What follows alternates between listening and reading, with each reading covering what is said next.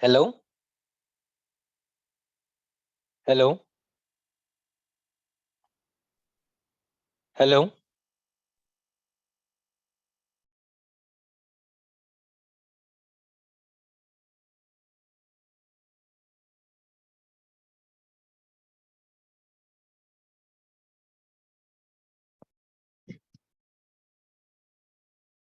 Okay.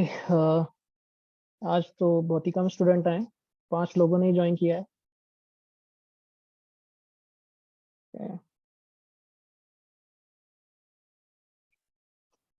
Okay everybody, सो शायद दूसरे batch की अभी भी चल रही होगी मीटिंग, मे बी। ओके, सो थोड़ा इंतजार कर लेते हैं 10 मिनट्स, उसके बाद फिर स्टार्ट करेंगे। तो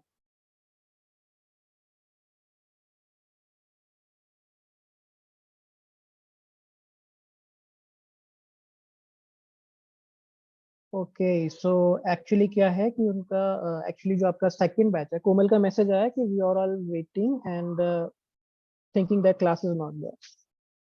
तो बेसिकली क्या है, आपका जो दूसरा बैच है जो मई जून जुलाई वाला बैच, तो उन लोगों की कोई मीटिंग चल रही है, तो दैट्स वाई 8:30 पे डिले किया था। तो शायद आप लोगों के बैच को इन्फॉर्मेशन नहीं पहुंची होगी।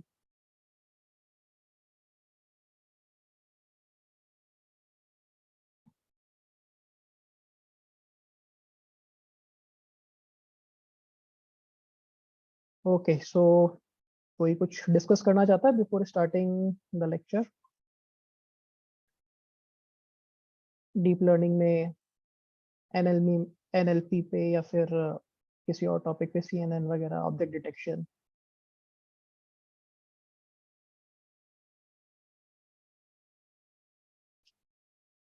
Excuse me sir. Yes. Sir I वाना आस्क कि अब जैसे थोड़ा सा समय कंपैरेटिवली कम बचा है, तो हम तैयारी किस अप्रोच से करें? मतलब क्या क्या बेसिक करें? मतलब पूरा मॉडल का प्रैक्टिस करें या जो इम्पोर्टेंट है वो पढ़ें? मतलब आप एक वो बताइए, अप्रोच बताइए हमें। ओके, सो सबसे पहले देखो, इंटरव्यू की प्रिपरेशन आपके अलग तरीके से है, और आपके जो प्रोजेक्ट्स है जो आप बनाओगे शोकेस करने के लिए कि आपने ये पोर्टफोलियो प्रोजेक्ट्स बनाए हैं, किसी को शो करोगे, उसका थोड़ा सा अप्रोच डिफरेंट है। सो सबसे पहले मैं पोर्टफोलियो प्रोजेक्ट्स के बारे में आपको थोड़ा बता देता हूँ। सो इसमें आप ऐसा कर सकते हो कि आपका कोई भी एक आपका यूनिक आइडिया है, या कुछ भी आपको लग रहा है कहीं से ओवर द नेट, आपको कोई प्रोजेक्ट अच्छा लग रहा है कि इसको आप इम्प्लीमेंट कर सकते हो, या फिर इसका एप्लीकेशन आपको अच्छा लग रहा है इमेज में या ऑब्जेक्ट डिटेक्शन में, किसी भी फील्ड में। सो एक पोर्टफोलियो प्रोजेक्ट आप ऑब्जेक्ट डिटेक्शन का बनाओ, एक आप इमेज क्लासिफिकेशन का बनाओ। ओके, और इस टाइप से वो प्रोजेक्ट बनाओ कि जो आप सामने वाले को समझा सको कि ये आपके रियल लाइफ में या उसके डे टू डे लाइफ में कैसे यूज आएगा, या कोई एक ऐसा कूल एक ऐसा एप्लीकेशन है जो आपकी कोई ना कोई प्रॉब्लम सॉल्व कर रहा है। Okay, just like for example, जो हर्ष है, उसने मेरे को एक फाइल भेजी थी। उसके अंदर उसने बनाया था कि आपका जो भी फ्लिपकार्ट से डेटा स्क्रैप किया था उसने, और उसने बनाया था कि जो भी आपके मोबाइल्स हैं आप उसको फिल्टर कर सकते हो बेस्ड ऑन योर स्पेसिफिकेशंस। तो आप उसके स्पेसिफिकेशंस बताओगे कि अच्छा आपको रैम इतने की चाहिए, आपको मतलब प्रोसेसर इतने का चाहिए, नॉर्मल नॉर्मल जो भी आपका स्पेसिफिकेशन होता है, और उसके बेसिस पे वो आपको सजेशन देगा कि आपका ये वाला मोबाइल है, ये अभी मार्केट में चल रहा है, इसकी रेटिंग अच्छी है, तो आप ये ऑप्शंस कंसिडर कर सकते हो। ओके, तो इम्प्लीमेंटेशन उसका इतना प्रॉपर नहीं था, पर एक कंसेप्ट है, ये काफी सही है। देखो, आपका फ्लिपकार्ट वगैरह में होता है इस टाइप का फिल्टर करने का ऑप्शन, बट एक आपको एक प्रिसाइज जो आपको इंफॉर्मेशन अगर मिल जाती है कि आपको बस 3-4 ऑप्शन ही मिल रहे हैं, और उसमें से आप सेलेक्ट कर रहे हो, तो that is the one thing. Okay, just like मैंने एक एग्जांपल दिया इस चीज का, ऐसे ही आप कोई भी खुद का एक प्रोजेक्ट बना सकते हो, कोई भी एक क्लासिफायर बना सकते हो कि अच्छा ये इस चीजों को क्लासिफाई कर रहा है। ओके, तो एक दो आपको प्रोजेक्ट बनाने पड़ेंगे, पोर्टफोलियो प्रोजेक्ट्स, कि एक आप ऑब्जेक्ट डिटेक्शन में बना लो सपोज आज, एक आप इसमें बना लो इमेज क्लासिफिकेशन में, और आज मैं एनएलपी का भी देख रहा था, मतलब ये लेक्चर का प्रिपरेशन के लिए। सो मैं देख रहा था तो उसके अंदर मतलब ऐसा है कि बेसिकली आपका वर्ड एम्बेडिंग्स होती हैं इसके अंदर, एनएलपी के अंदर। और उसमें क्या है, लोग पूरा का पूरा विकिपीडिया फीड कर देते हैं या कोई भी बुक फीड कर देते हैं। फॉर एग्जांपल आपका लॉर्ड ऑफ द रिंग्स है, उसको जो उसकी बुक्स है पूरी की पूरी, उसके टेक्स्ट है बुक का, वो पूरा फीड कर दिया उस वर्ड एम्बेडिंग में। और फिर उससे आप इंटरेस्टिंग क्वेश्चंस आप उससे करते हो। ओके, जस्ट लाइक उसमें ऐसा था कि आपका मतलब आप कोई भी कैरेक्टर का नेम दो, जैसे लाइक फ्रोडो दो, या फिर आप जिन लोगों ने भी लॉर्ड ऑफ द रिंग्स देखी है, या फिर आप सौरॉन वगैरह दो, तो उसके रिलेटेड जो भी कीवर्ड्स हैं वो निकाल के वो दे देता है। ओके, तो एक टाइप का आप कह सकते हो कि आपका एक इंटरेस्टिंग वो बन जाता है एक, कि आप उससे क्वेश्चन करो, आप बुक से क्वेश्चन कर रहे हो और उसके रिजल्ट में वो आपको कीवर्ड्स निकाल के दे रहा है कि इस कैरेक्टर के क्या क्या कीवर्ड्स हैं, क्या क्या फीचर्स हैं, या क्या क्या इसके साथ हुआ है, लाइक दिस। तो इस टाइप का एक कूल प्रोजेक्ट आप बना सकते हो। सो मैं सोच रहा हूँ कि अभी तक बनाया नहीं है मैंने, बट जब हम पढ़ेंगे वर्ड एम्बेडिंग्स तो मैं सोच रहा हूँ कि हम हैरी पॉटर की बुक्स हैं जो भी 1 to 7, उसको हम फीड करें और फिर इस टाइप का कुछ बनाएं। तो इस टाइप के प्रोजेक्ट्स, आप पोर्टफोलियो प्रोजेक्ट्स आपको पहले बनाने पड़ेंगे। आफ्टर दैट पोर्टफोलियो प्रोजेक्ट्स, और एक नॉर्मल मशीन लर्निंग का भी आप बना लो, जिसमें ऐसा प्रोजेक्ट बनाओ जिसमें आप ज्यादा से ज्यादा आपकी स्किल शोकेस कर सको। जस्ट लाइक आपका डेटा प्री प्रोसेसिंग है, ओके, आपका जस्ट लाइक क्लासिफिकेशन का बना रहे हो तो इम्बैलेंस क्लासिफिकेशन आप ले रहे हो, तो उसमें क्या क्या टेक्निक्स आपने यूज करी है टू मतलब गेट द रिजल्ट्स, और उसको सही से मॉडल को फीड करने के लिए डेटा को। तो इस टाइप की एक नोटबुक बनाओ और उसमें प्रॉपर डिस्क्रिप्शन आप बनाओ कि आपने ये आप कर रहे हो, आपका कोड पूरा एक्सप्लेन करो विद थ्रू कमेंट्स, और आपकी अप्रोच एक्सप्लेन करो। तो इस टाइप के आप 2 या 3, मतलब 3 आप प्रोजेक्ट्स आप बना के रखो आपके गिटहब रेपो के ऊपर। ओके, तो एक तो ये हो गया पोर्टफोलियो प्रोजेक्ट्स, क्योंकि ये थोड़ा जरूरी है आपको शोकेस करने के लिए। जस्ट लाइक कोई भी अगर आपको पूछता है कि आपने क्या किया है, आप कह रहे हो आपको सब आता है, बट आपने कुछ किया है इसके रिगार्डिंग, तो आपके पास बहुत ही क्विकली होना चाहिए एक रिस्पॉन्स कि ओके हमने ये किया है। और क्योंकि आपने वो खुद ने किया है तो आप उसके बारे में बहुत ढंग से एक्सप्लेन कर सकते हो। ओके, कहीं से पूरा कॉपी मत करना, आइडिया आप कॉपी कर सकते हो बट पूरा कॉपी मत करना। Okay, so that's the one thing. तो ये तो हो गया प्रोजेक्ट्स का बात। और रही बात इंटरव्यू की, तो इंटरव्यू के लिए आपको आप क्वेश्चंस निकालो आपके इसमें से मशीन लर्निंग के, कि इंटरव्यू में जो क्वेश्चंस पूछे जाते हैं बेसिकली, और उनको एक्सप्लेन करने की आदत डालो। क्योंकि देखो, समझना एक चीज होती है और आप सामने किसी को एक्सप्लेन करते हो, जस्ट लाइक आप क्वेश्चंस, आप एक पीडीएफ, कई पीडीएफ्स मिल जाएंगे आपको मशीन लर्निंग के इंटरव्यूज के क्वेश्चंस की। तो उन पीडीएफ के अंदर आप क्वेश्चंस आप देखो और उनका आंसर करने का ट्राई करो, कि आप ऐसा अज्यूम करो that you are sitting in an interview and you are explaining that concept to an interviewer. Okay, so इस टाइप की प्रैक्टिस आपको करनी पड़ेगी। और आपके क्योंकि कई टाइप के क्वेश्चंस होते हैं, कि सपोज करो किसी ने आपको कह दिया कि एक्सप्लेन करो decision trees, what is decision tree. और डिसीजन ट्री के अंदर भी जस्ट लाइक कोई क्वेश्चन पूछ लेगा what is information gain. Okay, so like this, इस टाइप के आपके बहुत सारे क्वेश्चंस बनते हैं, तो इस पार्ट को आपको थोड़ा प्रैक्टिस करना पड़ेगा। ओके, तो आप मतलब इसके क्वेश्चंस मिल जाते हैं, अगर मेरे को भी मिलेंगे तो मैं पीडीएफ शेयर करूंगा आप लोगों को इसके इंटरव्यू क्वेश्चंस के मशीन लर्निंग के। तो एक तो आप ये प्रैक्टिस करो। ओके, ये आपका टेक्निकल पार्ट हो गया इंटरव्यू का। और एक आपको जो आपका पर्सनल पार्ट है इंटरव्यू में, जस्ट लाइक योर स्टोरी, कि आप मतलब कहाँ से आए हो, आप क्यों आप मोटिवेट हुए मशीन लर्निंग सीखने के लिए, और आपके फ्यूचर के एम्बिशंस हैं। तो ये एक स्टोरी आपकी प्रिपेयर होनी चाहिए, ऐसा नहीं कि आप ऑन द स्पॉट सोच रहे हो जब आपको इंटरव्यूअर पूछे। Okay, so like this. और क्या हो सकता है? सर, जैसे आप प्रोजेक्ट्स की बात कर रहे हैं तो वो मुझे डाउट था कि हम सब एज एन लाइक हम जैसे आपने बताया कि हर्ष ने फ्लिपकार्ट का यूज किया, तो वो उसका कुछ यूनिक कॉन्सेप्ट था, या फिर ये उसने एज एन लाइक हम सबको यूनिक प्रोजेक्ट्स बनाने होते हैं, या हम थोड़ा बहुत यूट्यूब पे से मदद ले फिर सकते हैं? देखो, आप स्टार्ट में आप यूट्यूब से ले हो, आप इंस्पिरेशन ले सकते हो। सपोज करो किसी ने कोई सेम टाइप की चीज है वो कहीं मतलब उसके कंसेप्ट के हिसाब से बनाई है, जस्ट लाइक किसी ने आपका ईबे के रिगार्डिंग बनाया है, या वहाँ पे कोई अलग प्रोडक्ट है उसके रिगार्डिंग बनाया है। फॉर एग्जांपल किसी ने मूवी रिकमेंडेशन सिस्टम बनाया, सपोज, ओके, आईएमडीबी का डेटा लेके या कुछ लेके। तो उसकी बजाय अब आप क्या कर सकते हो कि आप कंसेप्ट, मतलब मूवी रिकमेंडेशन सिस्टम है, तो वो आपको रिकमेंड कर रहा है movies based on your taste and based on your जो भी आपका कंजम्पशन पैटर्न है। तो इसी को आप मॉडिफाई कैसे कर सकते हो कि आप एक ऑडियो बुक रिकमेंडेशन सिस्टम बना दो। ओके, तो जस्ट लाइक ऑडियो बुक आपके कुकू एफएम वगैरह आते हैं, या आपका ये अमेजोन का भी आता है। ओके, सो ये टाइप के जो आपके म्यूजिक वाले हैं, तो ये भी आपका रिकमेंडेशन सिस्टम चलाते हैं। तो इस टाइप का आप एक यूनिक कंसेप्ट बना सकते हो। पूरा आपका जो कंसेप्ट है बेसिकली वो उसका ही कॉपीड है। वो वहाँ पे मूवी रिकमेंडेशन दे रहा है, आप यहाँ पे ऑडियो बुक रिकमेंडेशन दे रहे हो, बट उसको आप इस टाइप से प्रेजेंट कर सकते हो इंटरव्यूअर के सामने कि जस्ट लाइक कुकू एफएम का जिस टाइप से होता है रिकमेंडेशन सिस्टम, तो उस टाइप से हमने बनाया।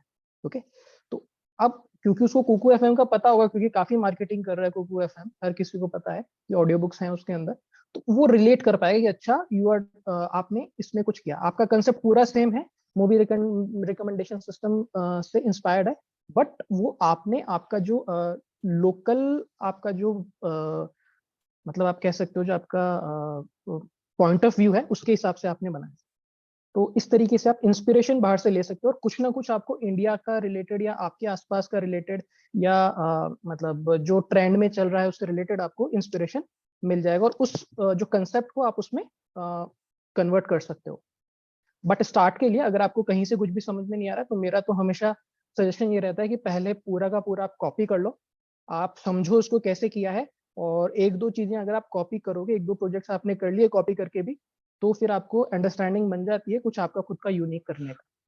तो मतलब दो अप्रोचेस होती हैं कि पहले मतलब सोचते हैं हम कि हम तो कुछ हमारा यूनिक करेंगे, हम कॉपी नहीं करेंगे, बट इसका डाउन साइड ये भी होता है क्योंकि अभी उतना स्किल नहीं है कुछ यूनिक करने का, तो इस कारण हम कुछ कर भी नहीं पाते। तो ना करने से बेटर है कि आप कुछ करो, चाहे से कॉपीड है तो भी कुछ करो आप, बट उस चीज को आप फिर मतलब एक बार आपने कर लिया तो आपको समझ में आ जाएगा, फिर आप इजीली उसको चेंज कर पाओगे आपके पर्सपेक्टिव में। तो ये है मेरा तो सजेशन। और इंटरव्यूज वगैरह में जितना आपका कंसेप्ट यूनिक होगा और कोई प्रॉब्लम सॉल्विंग होगा, या प्रॉब्लम सॉल्विंग भी नहीं पर जितना ट्रेंडी होगा और जितना आपके आसपास की चीजों के रिलेटेड होगा, उतना ही ज्यादा इम्पैक्ट होएगा उस प्रोजेक्ट का। सो लाइक दिस। सर एक्चुअली मुझे पूछना था कि एंड टू एंड प्रोजेक्ट का क्या मतलब होता है। जैसे मैं कुछ मॉडल्स बनाती हूँ यूट्यूब पर देखकर, तो वो प्रिडिक्टिव मॉडल मतलब वो प्रिडिक्टिव सिस्टम बता देता है कि हम लाइक उसमें इनपुट डालते हैं फिर वो ट्रेन यस यस होने के यस। बाद, तो वो बस उतना करना होता है या एंड टू एंड मतलब हमें डिप्लॉयमेंट तक? देखो डिप्लॉयमेंट का ये है सिस्टम कि आपका जो कंपनीज में डिप्लॉयमेंट होता है वो कल मैंने आपको बताया था वो किस टाइप से होता है, तो वो तो आप कर नहीं पाओगे, बट पहले आपका हीरोकू चलता था एक, और आई गेस अभी भी कुछ ना कुछ तो होगा, कहीं ना कहीं आप डिप्लॉय कर पाओगे उसको। और आई गेस स्ट्रीमलीट भी फैसिलिटी देता है एक पर्टिकुलर साइज का, अगर है तो आप वहाँ पे डिप्लॉय कर सकते हो। So what we can do, basically क्या होता है कि आप जो गिटहब पे भी अगर आप बनाओगे कुछ, तो मेरा तो ये सजेशन है कि आप स्ट्रीमलीट पे बना के ही गिटहब पे डालो, ताकि आपका एक वर्किंग मॉडल वहां पर हो। जस्ट लाइक फॉर एग्जांपल कि अगर आप एक ऑब्जेक्ट डिटेक्शन का मॉडल बना रहे हो अगर, तो आप एक स्ट्रीमलीट पे एक एप्लीकेशन टाइप का सा बनाओ, सिंपल एप्लीकेशन। मतलब स्ट्रीमलीट क्या है, काफी इजी है, ज्यादा उसमें है नहीं कुछ।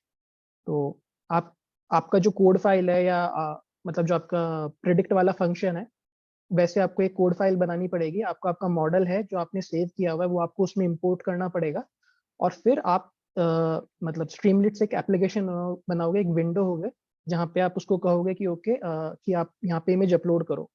तो आपके कंप्यूटर में जो सेव्ड इमेज है वो आप उसमें अपलोड करोगे, और वो इमेज आपके प्रोसेस जो मशीन लर्निंग मॉडल है उसमें फीड होएगी, और फिर एज आउटपुट आपका स्ट्रीमलीट पे डिस्प्ले होएगा। तो बहुत ही सिंपल मतलब फ्रंट एंड एप्लीकेशन होगा कि आपका एक इमेज है वो आप अपलोड करोगे और आउटपुट में आपको वो एक इमेज देगा। ओके, तो वो जो आउटपुट में इमेज देगा वहां पे आपका पूरा मार्किंग शो होएगा कि अच्छा आपका ये वाला ऑब्जेक्ट है, यहाँ पे क्लासिफाई हो रहा है, इसका इतना परसेंट एक्यूरेसी है, जो भी आप जिस भी टाइप का आपका प्रोजेक्ट है। तो इस तरीके से आप कर सकते हो। तो ये क्या है, थोड़ा इंटरेक्टिव होता है, और ये देखने में थोड़ा अच्छा लगता है किसी को अगर आप शो करो तो कि that you have made something like this. Okay, so इस तरीके से आप स्ट्रीमलीट पे बना बना सकते हो। और हम ऐसा कर सकते हैं एक, वैसे मैंने बोला था पहले जब हमने फूड वाला बनाया था कि आप में से किस मतलब ये जो फूड वाला जो हमारा मॉडल है, जो टेंसरफ्लो का मॉडल हमने सेव किया था, तो इसको आप स्ट्रीमलीट पे कैसे इंप्लीमेंट करोगे। बट आई गेस मेरे को कहीं से रिस्पॉन्स आया नहीं उसका इम्प्लीमेंटेशन का। Okay, so what we can do कि हम एक स्ट्रीमलीट के ऊपर बना सकते हैं कि हम उसको कैसे उसमें शो करें, बेसिकली स्ट्रीमलीट के ऊपर कैसे अपलोड करें और कैसे आप एक बना सकते हो आपका स्ट्रीमलीट के ऊपर एप्लीकेशन। ओके, सो हम इस टाइप का कर सकते हैं कुछ। तो वो आपका फिर एंड टू एंड हो जाएगा कि आपका आपने डेटा लिया, आपने उसको क्लीन किया, आपने उसको फिर मॉडल में फीड किया, आपने मॉडल में कुछ इम्प्रूवमेंट किए, फिर आपने उसका रिजल्ट इवेलुएट किया, फिर वापस आपने मॉडल में इम्प्रूवमेंट किया, समथिंग लाइक दिस। फिर आपका जब परफेक्ट रिजल्ट आ गया तो आपने मॉडल को सेव कर दिया, एक्सपोर्ट कर दिया basically.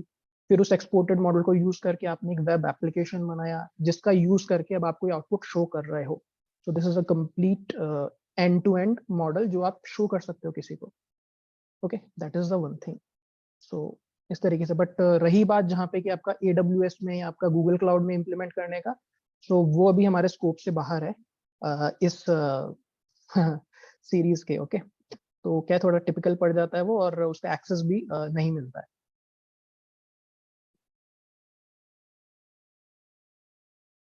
Okay okay, so I guess 16 people आ चुके हैं।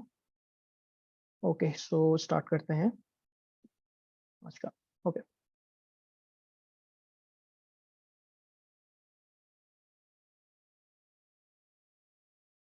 Okay, so okay, any more questions?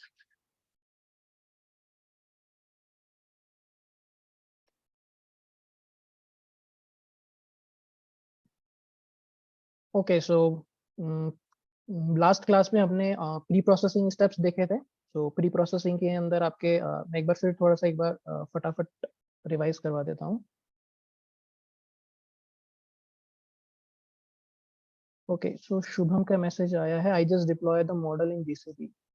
तो आप शुभम, आप बताओगे आपने इसमें कैसे किया? मतलब आपने इसमें मतलब इसमें क्रेडिट्स आपने यूज किए, क्योंकि इसमें शायद लॉगिन करने में क्रेडिट्स मिलते हैं कुछ। यस सर, क्रेडिट्स यूज किए, और जब भी उसका यूज नहीं होता है तो मैं डिसेबल करके रखता हूँ। तो ओके डिसेबल की फैसिलिटी, बट इसमें डॉकर नहीं यूज कर सका मैं, okay, so without because Docker आप। वो फ्लेक्सिबल एनवायरनमेंट में आता है और उसके चार्जेस बहुत ज्यादा है। तो ये ओके, GCP का इनबिल्ट कंटेनर फ्यू है इसमें। सो ये आपका अभी ओपन होता है गूगल क्रोम पे? यस सर, मैंने डिसेबल किया है। Just let me enable it. अच्छा, जस्ट लाइक ओके, अभी आपका ये डिसेबल होके आ रहा है। ओके, सो आपने GCP पे किया है। ओके, सो क्या मैंने कभी इम्प्लीमेंट किया नहीं, देखो ऐसे GCP वगैरह पे। सो मेरे को थोड़ा देखना पड़ेगा इसको कैसे करते हैं या क्या है। बट मेरे को लगता है आई गेस कि आपका स्ट्रीमलीट है वो भी आपका कुछ पर्टिकुलर साइज से कम का मॉडल होता है तो उसका होस्टिंग का देता है। I don't know, yes but sir, थोड़ा देखना पड़ेगा।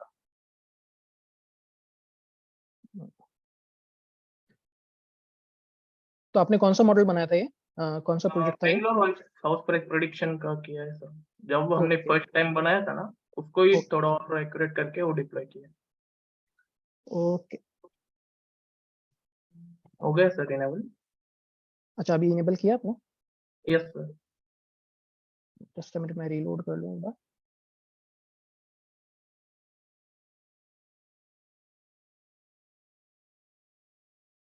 ओके, सो बैंगलोर हाउस प्रेडिक्शन का आपने बनाया है, और यहाँ पे आप BHK डालो। मैंने 2 BHK डाला। टोटल स्क्वायर फीट कितना चाहिए, कितना होता है? 1500 डाल दो। Fifteen yes hundred square feet. और ये built up area, location Koramangala डाल देते हैं। Predict price, oh my God, predicted house price is 52 lakhs। Okay, yes, nice. ये देखो, आप इस टाइप से आप बना सकते हो। एक बहुत ही सिंपल एप्लीकेशन है, बट एक तो आप नोटबुक शेयर करो किसी को, और एक आप इस टाइप से शेयर करो तो थोड़ा आपका इफेक्ट पड़ता है। सो like this you can do it. और इसमें देखना आप शुभम, आपको भी कहीं अगर पता पड़े तो कि आप स्ट्रीमलीट पे या फिर जस्ट लाइक हीरोकू पे भी अगर आपका क्रेडिट कार्ड मांग रहा है वो, तो अगर वो आपका फ्री में करने दे रहा है, जस्ट लाइक आपका AWS या GCP जैसी अगर बाउंडेशन नहीं है, तो मतलब एवरीबडी कैन अफोर्ड मतलब क्रेडिट कार्ड किसी ना किसी के रिलेटिव के पास तो होता ही है। अगर वो चार्ज नहीं करा then we can use that Heroku also. तो एक बार आप पता करना कि उस पे भी ऐसा होता है क्या। Yes sir. Okay okay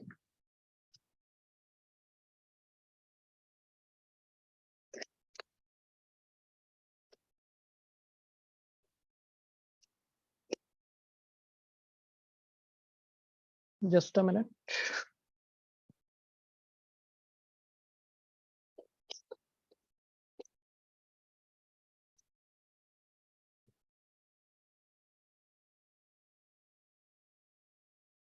okay सो हाँ, कल हमने टेक्स्ट प्री प्रोसेसिंग देखी थी।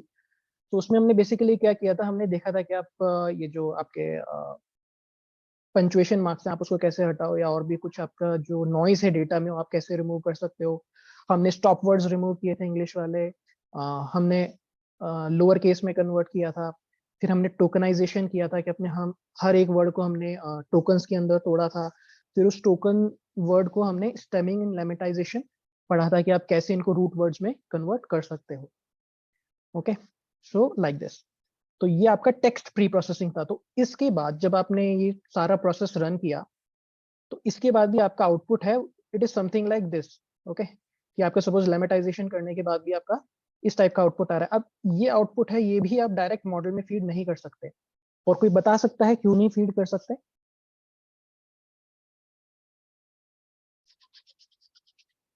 कि आपका इस टाइप का आउटपुट आ गया लेमेटाइजेशन के बाद, बट देन ऑल्सो आप इसको अभी फीड नहीं कर सकते मॉडल में। कि सपोज अगर इस टाइप के डेटा को मैं नाइव बेस में फीड करूं तो क्या हो जाएगा क्या नाइव बेस में? जैसे नाइव बेस तो आपने पढ़ रखा है, sklearn वाला होता है कि मैं एक कॉलम ये टेक्स्ट लेमेटाइज्ड वाला दूं और एक मैं लेबल्स वाला आउटपुट कॉलम रखूं और ये इनपुट कॉलम रखूं ये वाला। तो क्या ये मॉडल में फीड हो जाएगा डेटा?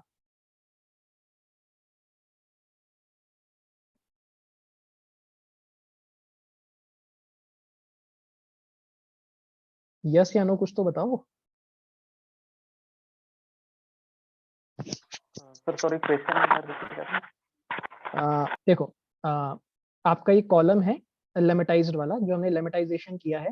और इसके अंदर आपका क्या होता है कि आपका जो भी वर्ड है वो आपके रूट फॉर्म में आ जाता है, बट वो ग्रामेटिकली करेक्ट होता है। ओके, तो इस टाइप से आपका जो भी सेंटेंस है वो हर वर्ड के उसमें टोकन में टूट गया है। और जो उसका फॉर्म था, जो उसकी वर्ब थी या कुछ भी था, उसका जो भी वेरिएशन था वो भी आपने उसको कम कर दिया है उसको रूट वर्ड में बना के। ओके, सो लाइक दिस आपका ये लेमेटाइजेशन करने के बाद आपका डेटा कुछ इस टाइप से आ जाता है। ओके, तो अब क्या ये वाला डेटा मैं फीड कर सकता हूँ मेरे मॉडल के अंदर फॉर प्रिडिक्टिंग कि वेदर ये डिजास्टर ट्वीट है या नहीं है?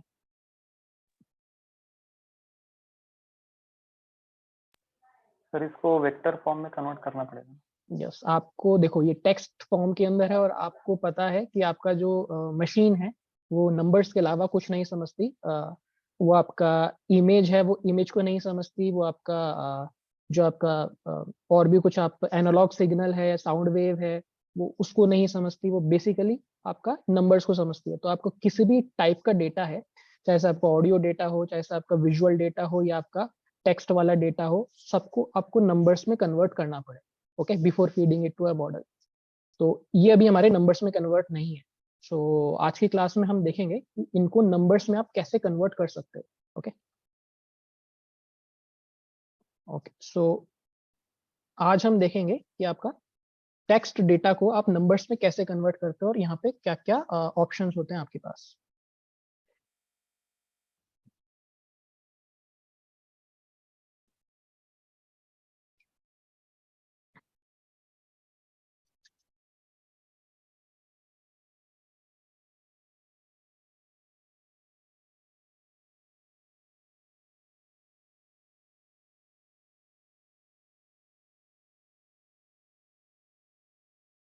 ओके सो आपका टेक्स्ट वेक्टराइजेशन है। सो हम आपका जो टेक्स्ट डेटा है उसको वेक्टर फॉर्म के अंदर कन्वर्ट करते हैं। ओके, सो एक बार मैं रीड आउट कर देता हूँ। For as long as we have had computers, there has been the question of how to represent data in a way that machine can work with.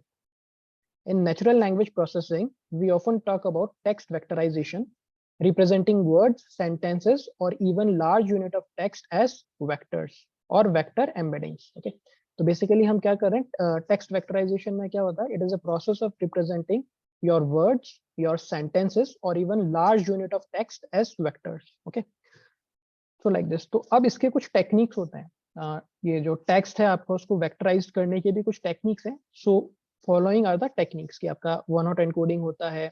Okay, जो आप हमने पढ़ाई था ये. आपका काउंट वेक्टराइजर होता है और काउंट वेक्टराइजेशन में ही आपका बैग ऑफ वर्ड्स और एनग्राम्स आते हैं. ओके, तो ये दोनों आपके काउंट वेक्टराइजर में ही आते हैं, आपका बैग ऑफ वर्ड्स और एनग्राम्स. देन आपका आता है term frequency, inverse document frequency. Okay, so ये स्टेप्स हैं आपके टेक्स्ट वेक्टराइजेशन के. और इसके अलावा एक वर्ड एम्बेडिंग भी आता है, और वर्ड एम्बेडिंग आपका अभी सबसे ज्यादा यूज होता है, और जो मैं आपको अभी लेक्चर स्टार्ट होने से पहले मैं बता रहा था कि आपकी पूरी बुक्स फीड हो जाती हैं और उससे वो आपका काफी आप कूल चीजें कर सकते हो. उससे बेसिकली आप क्वेरी कर सकते हो, आप उस पूरी बुक के डेटा से क्वेरी कर सकते हो और उस हिसाब से वो आपको रिजल्ट देगा. तो वो वर्ड एम्बेडिंग से आप कर सकते हो. ओके, सो वर्ड एम्बेडिंग्स भी हम देखेंगे. आज की क्लास में नहीं देखेंगे क्योंकि थोड़ा बड़ा टॉपिक है वो वर्ड एम्बेडिंग्स. तो आज हम ये सारे टॉपिक्स कवर करेंगे कि आपके पास अगर टेक्स्ट वाला डेटा है तो आप उसको मतलब वेक्टर फॉर्म में आप कैसे कन्वर्ट करोगे. ओके,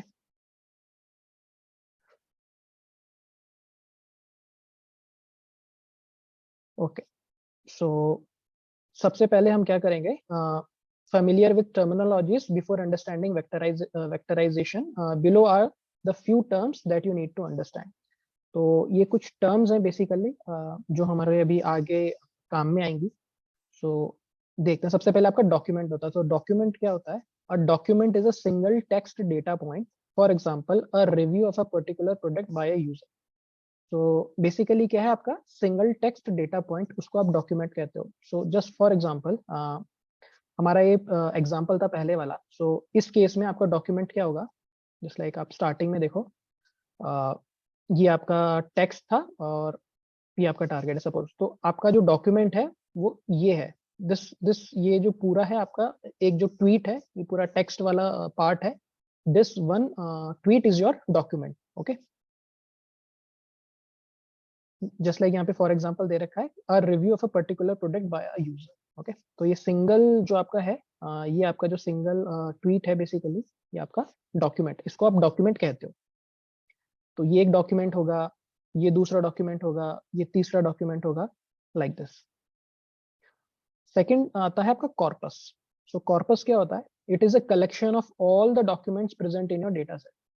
तो आपके जो डेटा सेट में जितने भी डॉक्यूमेंट्स प्रेजेंट हैं तो उन सब का कलेक्शन, या आप कह लो कि उनको आप एक के पीछे एक जोड़ दो तो आपका कॉर्पस बन जाता है. फॉर एग्जांपल आपका जो डॉक्यूमेंट है, सपोज आपका एक डेटा है, उसमें आपका एक डॉक्यूमेंट 1 है, फिर सेकंड रो के अंदर आपका डॉक्यूमेंट 2 है. ओके, थर्ड रो में डॉक्यूमेंट 3 है. ओके, सपोज करो. सो इस केस के अंदर जब आप इसका कॉर्पस बनाओगे तो कॉर्पस में क्या होगा, आपका डॉक्यूमेंट 1 हो जाएगा, फिर आपका ये ऐड हो जाएगा, मतलब कॉमा या ऐड की मतलब है कि आपका यहाँ पे कॉमा करके आपका डॉक्यूमेंट 2 आ जाएगा. ओके, फिर कॉमा करके आपका डॉक्यूमेंट 3 आ जाएगा. ओके, सो इस तरीके से ये आपका ये पार्ट आपका कॉर्पस हो जाता है कि आपने सारे डॉक्यूमेंट को एक के बाद एक अगर लगा दिया तो वो जो कलेक्शन बनता है वो आपका कॉर्पस हो जाता है. तो एक बार मैं फिर रीड कर देता हूँ. It is a collection of all the documents present in our data set. Third आता है फीचर. तो फीचर क्या है? Every unique word in the corpus is considered as feature. तो अभी आपका कॉर्पस में क्या है कि आप एक के बाद एक आप ज्वाइन कर रहे हो, तो उस केस में क्या है, कई आपके रिपीटेड वर्ड्स भी आएंगे. तो आपके जो कॉर्पस के यूनिक वर्ड्स हैं, ओके, और इंडिविजुअल यूनिक वर्ड है उसको आप फीचर कहते हो. जस्ट लाइक इसका एग्जांपल हम नीचे भी देखेंगे. देखो आप यहाँ पे एक बार नीचे यहाँ पे कुछ एग्जांपल है. सर तो कॉर्पस के एक बार थोड़ा सा मिस हो गया मेरा. हाँ, मैं बताता हूँ. अभी यहाँ पे नीचे आपको समझ में आएगा. तो सपोज करो आपके सेंटेंसेस कुछ इस टाइप से हैं कि dog hates a cat, it loves to go out and play, cat loves to play with the ball. Okay, तो इस टाइप के आपका मतलब सेंटेंसेस हैं. सो इसको मैं एक बार ऐसे कर देता हूँ. सो ये आपका एक डॉक्यूमेंट 1 है, सपोज करो. ये आपका डॉक्यूमेंट 2 है और ये आपका डॉक्यूमेंट 3 है. ओके, तो आई गेस आपको डॉक्यूमेंट तो समझ में आ गया कि डॉक्यूमेंट क्या होता है। ओके, आपका एक जो सिंगल रो का जो डेटा है उसको आप डॉक्यूमेंट कंसिडर करते हो।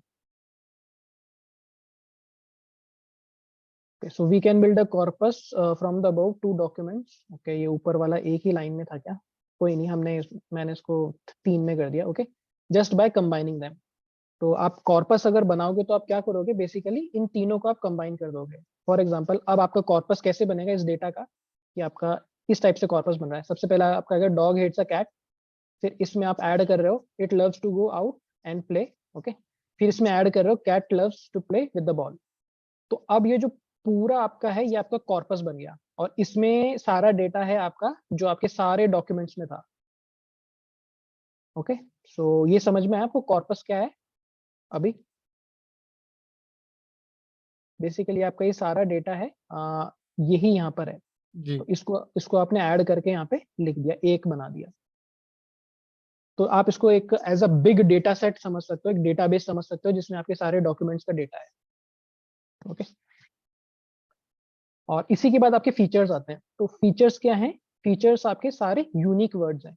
फॉर एग्जांपल, आपका एंड है, ये आपका एक फीचर होएगा। बॉल है, ये एक फीचर होएगा। कैट है, ये एक फीचर होएगा, लाइक दिस। ओके, सो ये है। यूनिक इसी में मतलब आप सर जिनका ओरिजिनल हो, ओरिजिनल है मतलब मतलब रूट वर्ड ऐसा। रूट वर्ड नहीं, यहाँ पे आपके जितने भी यूनिक वर्ड हैं। फॉर एग्जांपल, आप यहाँ पे देखो कि आपका यहाँ पे ए आ रहा है। ओके, यहाँ पे ए आ रहा है और यहाँ पे भी आपका ए आ रहा है, इस वाले लाइन में भी आपका ए आ रहा है। तो आपका जो फीचर बनेगा, आप देखो यहाँ पे आपका 2 बार ए नहीं आएगा, आपका यहाँ पे एक बार ही ए आएगा। और आई गेस यहाँ पे ए हटा दिया है क्योंकि ये ए आपका कॉमन वर्ड है। और ओके, आप यहाँ पे टू से देख सकते हो कि आपका यहाँ पे टू 2 बार आ रहा है, ये आपका लव्स 2 बार आ रहा है, it loves and cat loves. तो आपका फीचर बनेगा उसमें आपका लव्स एक बार ही आएगा, 2 बार नहीं आएगा। ये आपका जो टू है, टू भी आपका एक बार ही आ रहा है, 2 बार नहीं आ रहा। बट यहीं पर अगर आप कॉर्पस में देखो तो आपका कॉर्पस में आपका लव्स है, ये 2 बार आ रहा है, और टू भी आपका 2 बार आ रहा है। ओके, सो ये डिफरेंस होता है आपका कॉर्पस में और फीचर्स में। तो फीचर्स में आपके सिर्फ यूनिक वर्ड्स ही आते हैं, और फीचर्स आपका बेसिकली क्या होता है, आपके इंडिविजुअल वर्ड्स होते हैं, जिसको आप एज अ प्रॉपर्टी कह सकते हो बेसिकली आपके डॉक्यूमेंट की, इस टाइप से। रिपीटिशन नहीं होता है मतलब। हाँ, रिपीटिशन नहीं होता, सारे यूनिक वर्ड्स हैं। आप इसको एज अ सेट कंसिडर कर सकते हो, जैसे पाइथन के अंदर होता है ना सेट।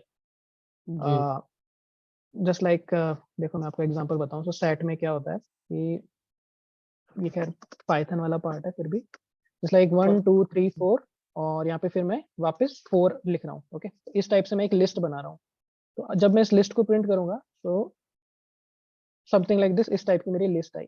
ओके, अब अगर मैं यहीं पे इसका सेट बना दूं, यहाँ पे इसका सेट बना दूं और फिर इसका आउटपुट लूं मैं, अब आप देखो मेरे सेट का आउटपुट क्या है, 1 2 3 4। अभी जो 4 जो रिपीट हो रहा था, अब वो नहीं आया है।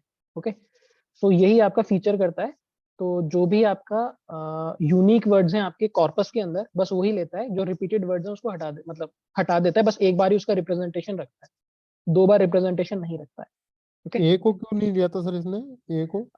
देखो इसमें क्या है, स्टॉप वर्ड्स होते हैं बेसिकली। तो ए आपका क्या है, कॉमन वर्ड है ना, तो ये कोई नेचुरली आपका वो नहीं करता, कोई आपका मीनिंग है वो यहाँ पे डिराइव नहीं करता। तो नेचुरली क्या है, हम ये इस टाइप के जो जस्ट लाइक ए है, और हो सकता है आपका एंड है, ये भी हम हटा दें, ये टू है, ये भी हम हटा देंगे। स्टॉप वर्ड्स जो हम हटाते हैं ना, तो अभी इसमें क्या है, सारे स्टॉप वर्ड हटाए नहीं है। ये तो बस एक नॉर्मल एग्जांपल है। अभी हम कोड में देखेंगे कि आपका कैसे क्या बनता है, ये कैसे फीचर्स बनते हैं। जी। ओके, स्टॉप वर्ड्स हटा के, सो लाइक दिस। तो ये आपके थोड़ी टर्मिनोलॉजी है, आपका डॉक्यूमेंट है, कॉर्पस है और फीचर है। ओके, तो अभी आगे चलते हैं। अभी एक बार वर्ड एम्बेडिंग को देखते हैं कि आपका वर्ड एम्बेडिंग क्या होता है। So in very simple terms, word embeddings are the text converted into numbers, and there may be different numerical representations of the same text. But before we dive into the detail of word embeddings, the following question should come into your mind कि हमारे को word embedding क्यों चाहिए होता है। तो word embedding basically क्या होता है कि आपका कोई भी वर्ड है, सपोज करो आपका बॉल है। ओके, बॉल है। सो वर्ड एम्बेडिंग क्या होता है कि आपका एक वेक्टर होता है, आपका बॉल है, इसका एक वेक्टर बन जाएगा। वो एक यूनिक वेक्टर यहाँ पे बनेगा वर्ड एम्बेडिंग का, जो आपका रिप्रेजेंट कर रहा है बॉल को।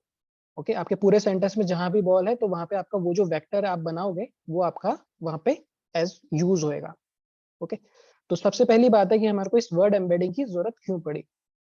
So in short, we can say that to build any model in machine learning or deep learning, the final level of data has to be in numerical form because models don't understand text or image data directly as human do. Okay, तो आपको text में बनाना पड़ता है, मतलब क्या sorry number में बनाना पड़ता है टेक्स्ट के डेटा को, तो आप यहाँ पे इसलिए वर्ड एम्बेडिंग्स यूज करते हो।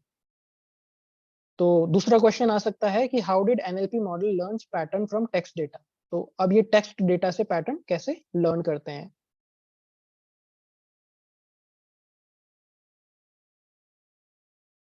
सो यहाँ पे है to convert the text data into numerical data we need some smart ways which are known as vectorization.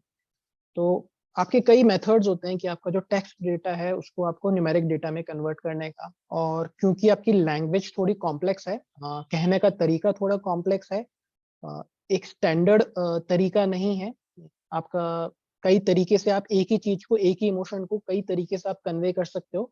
तो आपका जो वेक्टराइजेशन टेक्निक्स हैं वो भी काफी सारी हैं, अलग अलग वेक्टराइजेशन टेक्निक है। ओके, सो ओके, और वर्ड एम्बेडिंग उसी में से एक स्मार्ट वे है आपका जो टेक्स्ट डेटा है उसको न्यूमेरिक डेटा में कन्वर्ट करने का। So therefore, vectorization or word embedding is the process of converting text data to numerical vectors. Later, those vectors are used to build various machine learning models. In this manner, we say this as extracting features with the help of text with an aim to build multiple natural language processing models. Okay.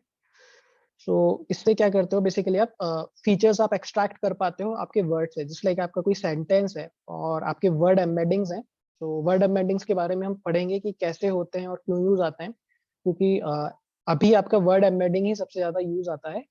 जिस like आपका चाहे bag of word हो या आपका count वेक्टराइजर हो, ये use आते हैं, बट एट प्रेजेंट जितने स्मार्ट तरीके से आपका वर्ड एम्बेडिंग काम करता है वो उतने स्मार्ट तरीके से आपके मैसेज को कन्वे नहीं कर पाते। ओके, so like this, तो word embedding को देखते हैं। A word embedding generally tries to map a word using a dictionary to its vector form। तो internally क्या है, इसके पास एक डिक्शनरी होती है और उसको यूज करके वो आपका जो वर्ड है उसको मैप करने की कोशिश करता है उसके वेक्टर के फॉर्म पे। So different types of word embedding, broadly we can classify word embeddings into the following two categories। Okay, तो एक आपका होता है फ्रीक्वेंसी बेस्ड और statistical based word embedding. Okay, so ये आज हम पढ़ने वाले हैं, फ्रीक्वेंसी बेस्ड और स्टैटिस्टिकल बेस्ड वर्ड एम्बेडिंग। और एक होता है आपका प्रिडिक्शन बेस्ड वर्ड एम्बेडिंग, और ये वाले जो वर्ड एम्बेडिंग्स हैं ये आपके अभी यूज में आते हैं, prediction based word embeddings. Okay, और इसके बेसिकली क्या है, आपका गूगल वगैरह के इन्होंने वर्ड एम्बेडिंग्स दे रखे हैं, और उन वर्ड एम्बेडिंग्स को आप यूज करके आप खुद का डेटा उस पर ट्रेन कर सकते हो और फिर आप उस पे से खुद के वेक्टर्स बेसिकली प्रोड्यूस कर सकते हो।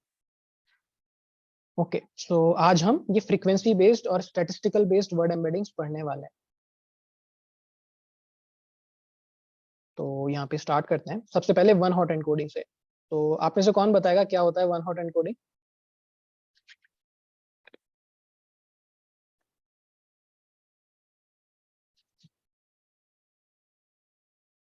किसी को नहीं पता वन हॉट एनकोडिंग क्या होता है? Categories get divided into binary numbers like 0 or 1.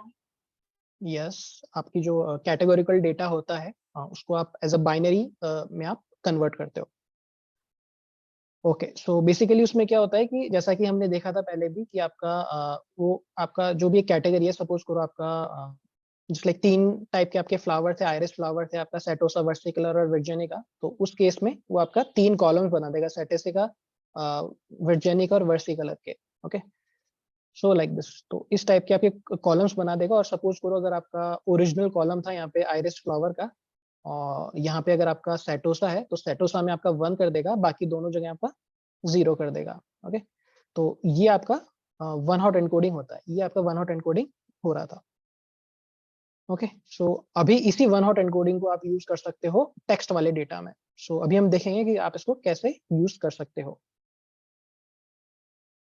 सो इसको एक बार रीड करते हैं कि prior to the widespread use of neural networks in NLP, in what we will refer to as traditional NLP, vectorization of text often occurred via one hot encoding. So पहले आपका क्या है, जो भी आपका वेक्टराइजेशन होता था, आपका जो भी NLP के अंदर बेसिकली वो आपका वन हॉट एनकोडिंग से पहले खूब होता था ये। For one hot encoding, each word or token in a text corresponding to a vector element. Okay, so basically क्या है कि आप जस्ट लाइक आपका अगर इस टाइप से अगर डेटा है कि आपका जस्ट लाइक आप यहाँ पे देख सकते हो कि आपका कॉलम्स अगर इस टाइप से है कि आपका किंग है, क्वीन है, मैन है, वुमेन है और चाइल्ड है, तो उसका अगर आपको क्वीन का डेटा अगर रिप्रेजेंट मतलब करना है कि आपका इस कॉलम के अंदर मतलब बेसिकली इस रो में आपका क्वीन वाला डेटा है, तो आपका क्वीन की जगह 1 आ जाएगा, बाकी सबकी जगह 0 आ जाएगा। ओके, तो इस टाइप से आपका जो क्वीन है बेसिकली वो एक वेक्टर में कन्वर्ट हो चुका है। तो इस तरीके से आप वन हॉट एनकोडिंग में वेक्टर के फॉर्म में करते हो। बट एट प्रेजेंट आपका वन हॉट एनकोडिंग कहीं भी और बिल्कुल भी यूज नहीं होता है आपके टेक्स्ट वाले डेटा में। ओके, सो इसको एक बार समझते हैं कि इसमें क्या प्रॉब्लम है जिस वजह से ये यूज नहीं होता है। तो एक बार रीड आउट करता हूं मैं। So we could consider the image above, for example, as a smart excerpt of a vector representing the sentence. तो ये आपका एक वेक्टर है जो आपका एक रिप्रेजेंट कर रहा है सेंटेंस। तो इसमें क्या है बेसिकली आपको हर एक वर्ड का एक वेक्टर मिल जाएगा कि क्वीन का ये वेक्टर है, ऐसे ही आपका किंग है उसका आपका अलग वेक्टर मिल जाएगा, मैन का अलग वेक्टर मिल जाएगा। तो अब अगर आपके पास एक सेंटेंस है the queen entered the room, तो अब आपके पास अगर क्वीन का वेक्टर है हाँ कि आपके पास क्वीन का वेक्टर है, आपके पास एंटर्ड का वेक्टर है, आपके पास रूम का अगर वेक्टर है, तो उन सबको ऐड आप कर दोगे और आपका एक कंप्लीट वेक्टराइज्ड फॉर्म में आपका सेंटेंस बन जाएगा। Okay, note that only the element for queen has been activated while those for king, man और एटसेट्रा हैव नॉट। तो ऊपर वाले उसके अंदर जस्ट आपका क्वीन के लिए अगर आपका वेक्टर है तो आपका क्वीन की जगह आपका एक्टिवेट होएगा और बाकी जगह आपका एक्टिवेट नहीं होएगा। The result of a one hot encoding process on a corpus is a sparse matrix. Okay, तो अगर आप एक कॉर्पस पे आपका वन हॉट एनकोडिंग लगाते हो तो आपको एक स्पार्स मैट्रिक्स मिलता है। सो स्पार्स मैट्रिक्स क्या होता है, कोई बताएगा? ये भी हमने पढ़ रखा है पहले कि आपका one hot encoding sparse matrix output करता है। ये A सारे matrix that contains zero values mostly, non-zero values. Please repeat yourself. A matrix that contains zero values, zero as in mixed values. So sparse में yes basically आपका जो sparse matrix होता है उसका सबसे इम्पोर्टेंट पार्ट होता है क्योंकि वो एक स्पार्स मैट्रिक्स है तो उसमें most of the data in that matrix is 0। Okay, means there is no data in majority of the portion of that matrix. So to save memory or what do you say to increase the processing speed, what sparse matrix would done is it only stores the value of 1. Okay, it didn't store 0 value. तो आपका जहां भी 1 होगा, जिस भी position पे 1 होगा, बस वही वैल्यूज आपकी स्टोर रहेंगी, बाकी जो आपका 0 वाली जगह है वहां पे आपके कोई वैल्यू स्टोर नहीं होगी। तो स्पार्स मैट्रिक्स का सबसे पहली प्रॉपर्टी ये होती है दैट इट ओनली स्टोर्स उन्हीं पोजीशन पे वो स्टोर करता है जहां पे आपके मैट्रिक्स में कोई वैल्यू है। जहां भी आपका नल वैल्यूज है वहां पे उस पोजीशन को वो स्टोर करता ही नहीं। इससे क्या है, स्पार्स मैट्रिक्स बनाने से आपका जो साइज है, जो आपके रैम के अंदर जो साइज अलॉट होता है उस प्रोसेस को करने का, तो वो आपका काफी कम हो जाता है।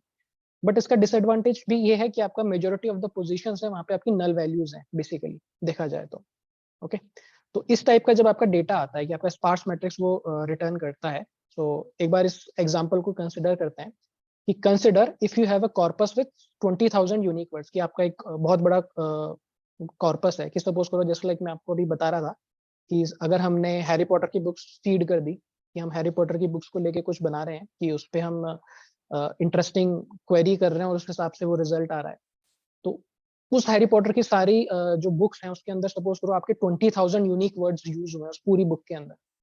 अब उसके टेक्स्ट वाले डेटा को अगर आप न्यूमेरिक डेटा में कन्वर्ट कर रहे हो वन हॉट एनकोडिंग से, ओके, तो आपका क्या होएगा a single short document in that corpus of perhaps 40 words would be represented by a matrix with 20,000 rows. Okay, और उसमें अगर आपके पास एक डॉक्यूमेंट है, आपके पास एक लाइन है जो आपने टोकनाइज करी है, ओके, वो अगर आपके पास 40 वर्ड्स की है और उसका भी आप वन हॉट एनकोडिंग से रिप्रेजेंटेशन बनाने जाओगे, तो आपका जो मैट्रिक्स है उसमें आपके 20,000 मतलब रोज से रिप्रेजेंट करेगा, one for each unique word.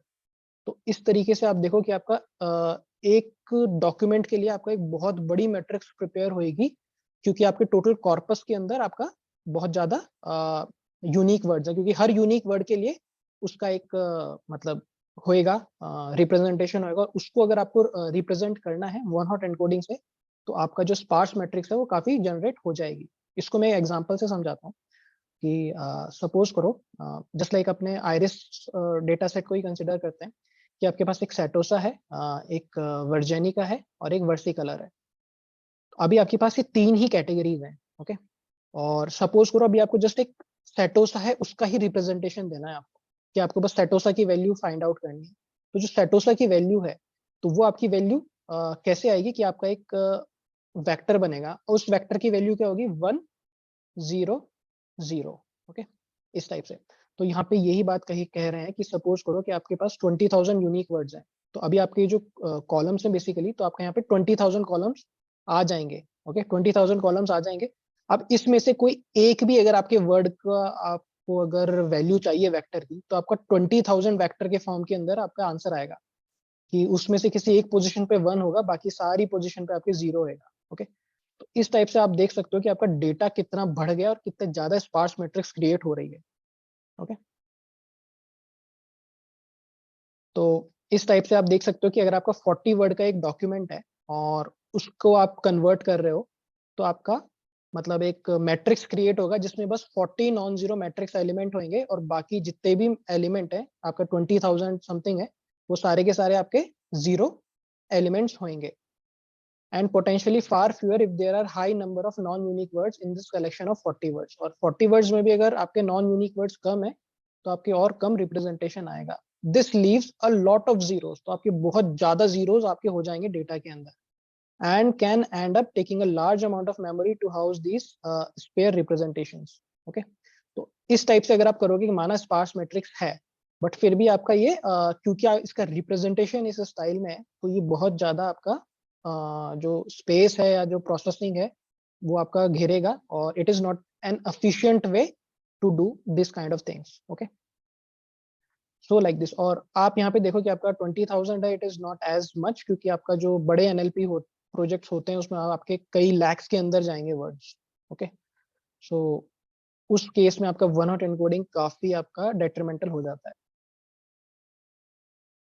So next देखते हैं।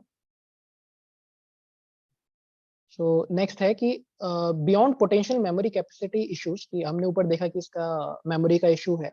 अ major drawback of one hot encoding is the lack of meaning representation, कि आप इससे मीनिंग डिराइव नहीं कर सकते कि आपको किसी वर्ड्स में कुछ रिलेशन है क्या। So while we capture the presence and absence of words in a particular text well with this approach, we can't easily determine any meaning from a single presence absence of these words, okay। तो basically क्या है कि आपका जो order वाली information है वो आप यहाँ पे खो देते हो। जस्ट लाइक आप अगर यहाँ पे करो कि आप just like I like pizza suppose करो, तो आप यहाँ पे आई का एक वेक्टर कर दोगे, आप लाइक का एक वेक्टर कर दोगे, ओके, और आप एक पिज्जा का एक वेक्टर कर दोगे लाइक दिस। बट इसके अंदर क्या होगा आपका कि आपका जो सीक्वेंशियल इंफॉर्मेशन है कि फॉर एग्जांपल यहाँ पे आपका बहुत ज्यादा आ जाएगा, ओके, जिसमें आपका इस टाइप से होगा कि आपके फर्स्ट यहाँ पे सपोज आई का आ रहा है, फिर आपका एल का आ रहा है, फिर आपका पी का आ रहा है।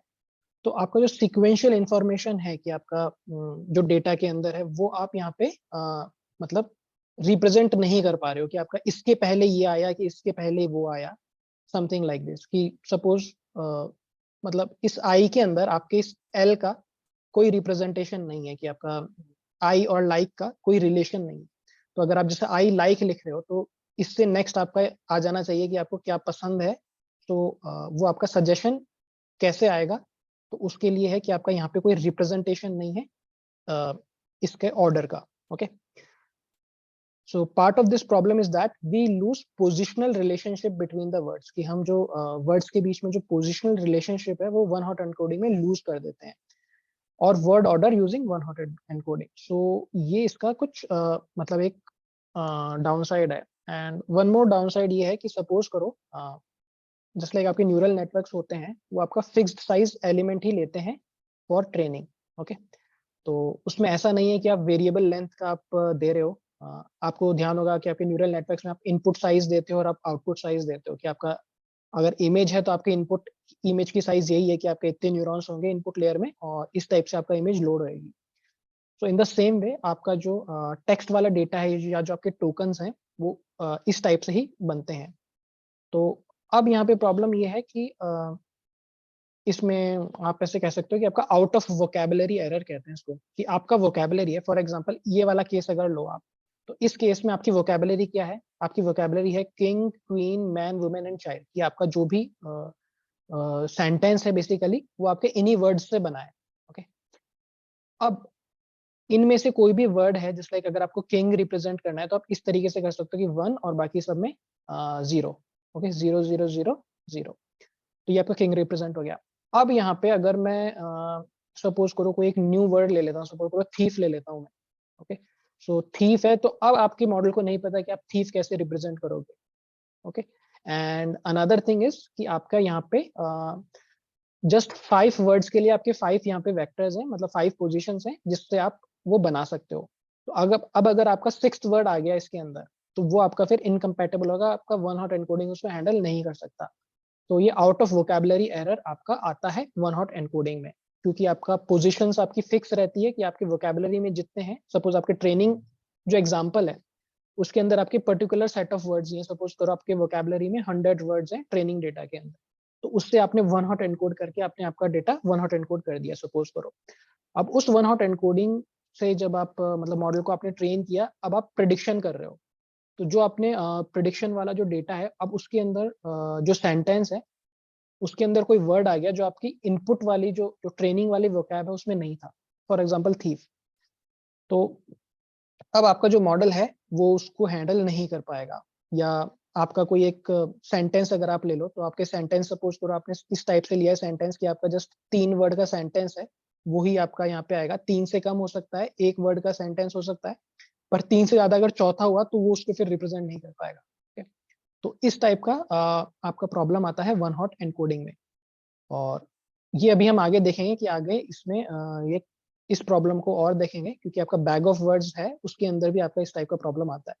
तो ये आपका वन हॉट एनकोडिंग है, और ये आपका बिल्कुल भी यूज नहीं आता है एट प्रेजेंट आपके टेक्स्ट डेटा के लिए, क्योंकि इससे काफी अच्छी टेक्निक्स हैं. और इसी के अलावा अभी हम देखते हैं bag of words. So bag of words ये एक अच्छी टेक्निक है. थोड़ा सा मॉडिफिकेशन है वन हॉट एनकोडिंग से, बट ये अभी भी यूज आती है. कई प्रोजेक्ट्स में आप यूज करते हो बैग ऑफ वर्ड्स. जो भी सिंपल प्रोजेक्ट्स हैं वहाँ पे आप बैग ऑफ वर्ड्स यूज कर सकते हो. तो एक बार बैग ऑफ वर्ड्स देखते हैं क्या है, थोड़ा इंटरेस्ट आएगा आपको इसके अंदर. So bag of words model is the simplest form of text representation in numbers. Okay, like the term itself, we can represent a sentence as a bag of words, a string of numbers. तो bag of words को आप समझ सकते हो कि आपके जितने भी यूनिक वर्ड्स हैं बेसिकली आपने उन सबको एक बैग में डाल दिया. ओके, और अब उस बैग के अंदर से आप वो देख रहे हो कि आपका किस सेंटेंस में कितना रिप्रेजेंटेशन है उस बैग के कॉरेस्पॉन्डिंग. ये मैं थोड़ा एक बार आपको समझाता हूँ जस्ट लाइक कैसे होता है. तो ओके, यहाँ पे थोड़ा सा इसका हो गया है, तो एक minute, just a minute.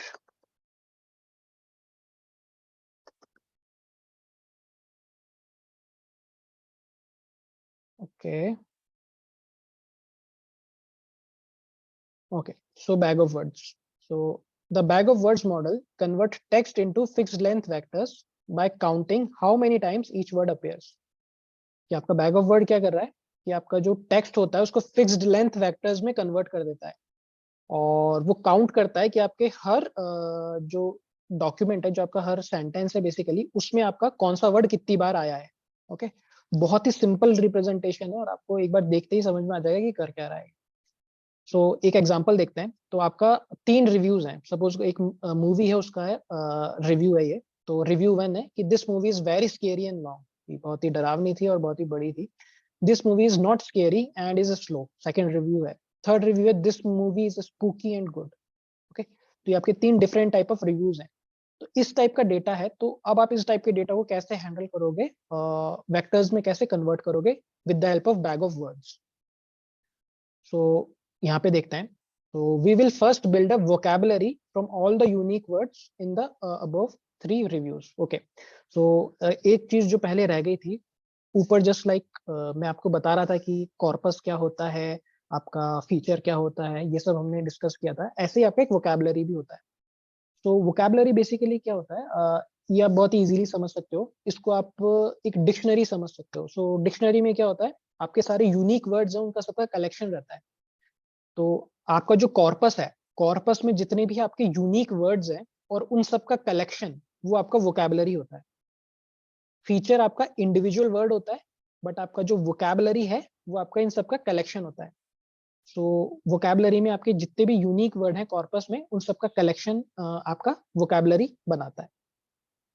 So bag of words में क्या करते हैं बेसिकली हम, we will first build a vocabulary from all the unique words in the above 3 reviews। तो यहाँ पे जितने भी मतलब रिव्यूज के अंदर वर्ड्स हैं, तो इन सब के यूनिक वर्ड्स को लेके एक वोकैबुलरी हम बनाएंगे।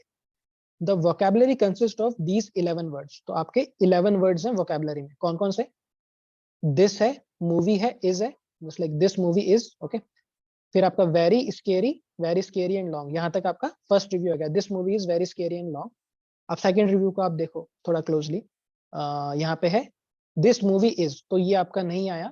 नेक्स्ट आपका यूनिक वर्ड क्या आ रहा है? नॉट, क्योंकि ये वाला आपका ऊपर रिपीट हो चुका है ऊपर वाले रिव्यू। नेक्स्ट आ रहा है नॉट, तो अभी आपका नॉट रिपीट होएगा। ओके, सो यहाँ पे आपका नॉट रिपीट हुआ। ओके, यहाँ पे नॉट रिपीट हुआ। इसके बाद आपका स्केरी पहले ही आ गया था, वो नहीं होगा। एंड आपका आ गया था, इज भी आपका आ गया था, और फिर आपका नेक्स्ट यूनिक वर्ड है स्लो, तो नॉट के बाद आपका स्लो आया। ओके, फिर थर्ड रिव्यू पे आओ आप, तो दिस भी आ गया था, मूवी आ गया, इज आ गया, पर स्पूकी इसमें यूनिक है, स्पूकी कहीं भी नहीं आया, तो फिर आपका स्पूकी आएगा। एंड भी आपका पहले आ गया था, फिर लास्ट वर्ड है गुड, तो गुड भी ऊपर कहीं भी रिपीट नहीं हुआ, तो आपका गुड आ जाएगा। सो दिस इज योर वोकैबुलरी। अभी आपके यूनिक वर्ड्स की वोकैबुलरी बन गई है। अब इस वोकैबुलरी को यूज करके अब हम इसको बैग ऑफ वर्ड से इसका वेक्टराइजेशन फॉर्म में बनाएंगे। सो अभी देखो यहाँ पे ये प्रोसेस है इसको वेक्टर फॉर्म में बनाने का। So we can now take each of these words and mark their occurrence in the 3 movie reviews above with ones and zeros. तो अभी हम 1 और 0 से इसका यहाँ पे रिप्रेजेंटेशन करेंगे, या कौन कितनी बार बेसिकली रिपीट हो रहा है। तो आप यहाँ पे देखो कि आपके जो भी वोकैबुलरी है वो यहाँ पे इस टाइप से जो यूनिक वर्ड्स हैं वो हमने यहाँ पे लिख दिए 11। ओके, कि this movie is very scary and long, फिर आपका not slow spooky good. Okay, तो सबसे पहला रिव्यू है आपका this movie is very scary and long. तो इसमें आपका दिस एक बार आया, movie is very scary and long, तो वहां पे आपका 1 है, बाकी सारी जगह आपका 0 है। तो ये आपका रिव्यू 1 हो गया। ओके, नेक्स्ट आपका रिव्यू 2 है कि this movie is not scary and is slow. तो दिस मूवी इज, तो यहाँ पे आ गया। अब यहाँ पे देखो इज आपका 2 बार आया है, इस पे आपका 2 आया है, तो वो क्यों आया है कि आपका इज यहाँ पे 2 बार आ रहा है कि this movie is not scary and is slow. तो इज आपका 2 बार आया सेंटेंस में, तो यहाँ पे आपका बैग ऑफ वर्ड्स में आपका यहाँ पे इज के आगे 2 आ जाएगा, कि आपका 2 टाइम्स रिपीट हुआ है। फिर आपका सेकेंड रिव्यू में वेरी नहीं है, स्केरी नहीं है, एंड है 1 बार। ओके, लॉन्ग है आपका 1 बार रिव्यू 2 में। नहीं, ये गलत है, लॉन्ग इसमें है ही नहीं, सेकंड इमेज में गलत है। यस, ये इमेज के अंदर थोड़ा सा गलत है। स्केरी पे यहाँ पे 1 आएगा, बेसिकली यहाँ पे लॉन्ग पे कर दिया, लॉन्ग आपका फर्स्ट रिव्यू में।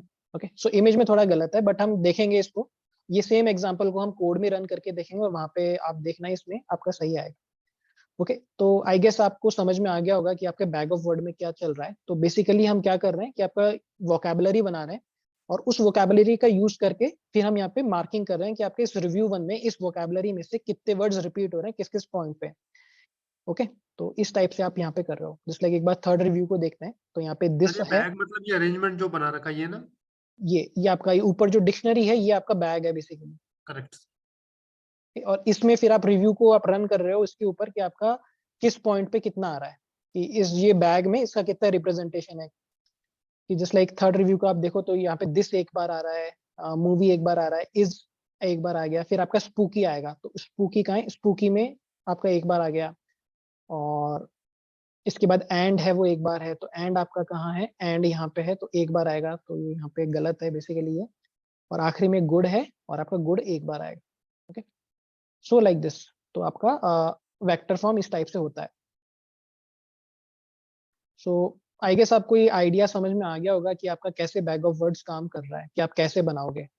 तो एक बार हम खुद ही हमारा बैग ऑफ वर्ड बना के देखते हैं इसके अंदर। ओके, सो यहाँ पे हम खुद बना रहे हैं। ओके, तो इसके ऊपर अभी मैं जो लिखूंगा तो वो खुद हमारा होगा। तो इस रिव्यू 1 को करते हैं हम एक बार। सो रिव्यू 1 तो आपका सही है, बेसिकली रिव्यू 2 कर रहे हैं एक बार। सो यहाँ पे आएगा 1। ओके, मूवी में आएगा 1। ओके, फिर इज आपका 2 बार है, इज यहाँ पे 2 बार है, तो यहाँ पे आपका 2 आ जाएगा। ओके, फिर नॉट है तो नॉट में मैं 1 करूंगा, सो नॉट है, नॉट में यहाँ पे 1 करूंगा। फिर स्केरी है, स्केरी स्केरी यहाँ पे है, स्केरी में 1 आएगा। फिर एंड है, end is where, yes here, तो एंड में आपका 1 आएगा। फिर इज आपका हो ही गया था पहले, और आखिरी में स्लो, सो स्लो है, स्लो में 1 आएगा। और बाकी जितने भी जगह हैं वहां पे आपका 0 आएगा। ओके, बाकी सारी जगह आपका 0 आएगा। तो इस टाइप से ये आपका रिप्रेजेंटेशन है बेसिकली रिव्यू 2 का। ओके, तो इस तरीके से आपका बैग ऑफ वर्ड्स वर्क करता है। तो आपका डिक्शनरी बना लेता है वो, मतलब वोकैबुलरी बना लेता है, और उस वोकैबुलरी के बेसिस पे हर जो आपका सेंटेंस है बेसिकली उसका एक वेक्टर इस फॉर्म से बना देता है। Okay, so like this. अब इसका एक एडवांटेज है। क्या एडवांटेज है कि आपका जो वन हॉट एनकोडिंग है, तो अगर आप इसी चीज का वन हॉट एनकोडिंग करते, सपोज करो ये फर्स्ट जो सेंटेंस है इसका ही वन हॉट एनकोड करते, तो वन हॉट एनकोडिंग में क्या होता है, वन हॉट एनकोडिंग में भी आपका पूरा ये डिक्शनरी बनता। ओके, इस टाइप से डिक्शनरी बनता। तो अब अगर आपको दिस करना है, आपको दिस अगर करना है तो दिस की वैल्यू क्या आती, दिस की वैल्यू आ जाती है आपका, दिस की जगह 1 आता और बाकी सारी जगह आपका 0 आ जाता। ओके, फिर अगर आपको मूवी का अगर बनाना है वेक्टर, तो यहाँ पे मूवी की जगह 1 आता और बाकी आप सारी जगह आपका 0 आ जाता। तो आपका दिस होता, उसमें एक बड़ा वेक्टर आता। ओके, जहाँ पे जस्ट दिस की जगह 1 है, बाकी सारी जगह 0 है। मूवी है, मूवी में एक बड़ा वेक्टर आता। तो इस टाइप से आपका काफी आपका स्पेस यहाँ पे और काफी कैलकुलेशन आपकी सेव हो गई है यूजिंग बैग ऑफ वर्ड्स। तो आई गेस आप समझ पा रहे होगे कि आपका वन हॉट एनकोडिंग में और बैग ऑफ वर्ड्स में क्या डिफरेंस है। क्लियर है ये या दोबारा रिपीट करूं? क्लियर है sir. Got it, sir. Correct. Okay okay okay, so ये आपका बैग ऑफ वर्ड्स हो गया। बट बैग ऑफ वर्ड्स के साथ सारी चीजें सही नहीं है, इसमें भी कुछ कमियां हैं। तो इसकी थोड़ी कमियों को देखते हैं कि क्या कमियां हैं। सो कमियां हैं। So limits of the bag of words. So in the above example we can have vectors of length 11. However, we start facing issues when we come across new sentences. कि जब आप आपकी ऐसे सेंटेंस आएंगे जिनकी value आपकी इस vocabulary में नहीं होगी, तब आपको प्रॉब्लम्स आनी शुरू हो जाएंगी। जो सेम प्रॉब्लम आपको वन हॉट एनकोडिंग में भी आ रही थी, कि जो भी चीज आपकी डिक्शनरी के बाहर आएगी तो उसको आप फिर इस टाइप से रिप्रेजेंट नहीं कर पाओगे, क्योंकि अब आपकी डिक्शनरी चेंज हो गई। ओके, आपके डिक्शनरी में ऐसा वर्ड है नहीं जिसको आप वो रिप्रेजेंट कर पाओ।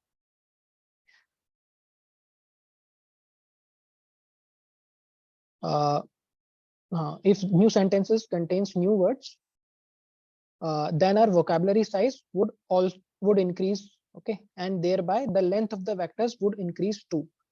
और अगर आपके न्यू सेंटेंसेस में न्यू वर्ड्स होंगे तो आपकी वोकैबुलरी की साइज इंक्रीज होगी, और जैसे ही आपकी वोकैबुलरी की साइज इंक्रीज होगी, कोई एक मतलब बहुत ही कम आने वाले वर्ड के कारण भी आपके सारे वर्ड्स के जो मैट्रिक्स होगी या जो वेक्टर्स होंगे उन सबकी साइज बढ़ जाएगी। कि सपोज करो इसमें भी प्रॉब्लम क्या है कि आपकी वोकैबुलरी है, अगर उसमें 20,000 आपके यूनिक वर्ड्स हैं, ओके, यूनिक वोकैबुलरी है। तो उसमें से अगर आपको कोई एक को भी अगर आपको रिप्रेजेंट करना है, एक सेंटेंस को भी रिप्रेजेंट करना है, तो आपको पूरा एक 20,000 वोकैबुलरी का आपका एक बड़ा बनेगा, ओके। जस्ट लाइक अभी आप देखो कि आपके यहाँ पे जस्ट 11 यूनिक वर्ड्स ही थे, बट आपके यहाँ पे इसमें कितने यूनिक वर्ड है, रिव्यू 1 में कितने यूनिक वर्ड है, 1 2 3 4 5 6 7। तो यहाँ पे आपके 7 यूनिक वर्ड्स हैं, बट इन 7 यूनिक वर्ड्स को रिप्रेजेंट करने के लिए आपको 11 वर्ड्स सपोज करो आपको लग रहे हैं, ओके। आपको मतलब 11 वर्ड्स लग रहे हैं। तो ये 11 क्यों लग रहे हैं, क्योंकि ये आपका यूनिक वोकैबुलरी है बेसिकली आपकी। तो अब अगर आपकी वोकैबुलरी बहुत ज्यादा बड़ी हो जाएगी, तो आपका फिर भी अगर उसमें आपका 7 वर्ड्स का ही रिव्यू है और आपका 20,000 वोकैबुलरी है, तो उसमें आपकी जो वेक्टर बनेगा इस रिव्यू का, तो वो भी आपका एक बहुत बड़ा वेक्टर बन जाएगा 20,000 वोकैबुलरी वाला। सो लाइक दिस। तो इस तरीके से आपका डेटा है, वो जो वेक्टर्स हैं वो काफी बड़े बड़े वेक्टर्स यहाँ पे बनेंगे।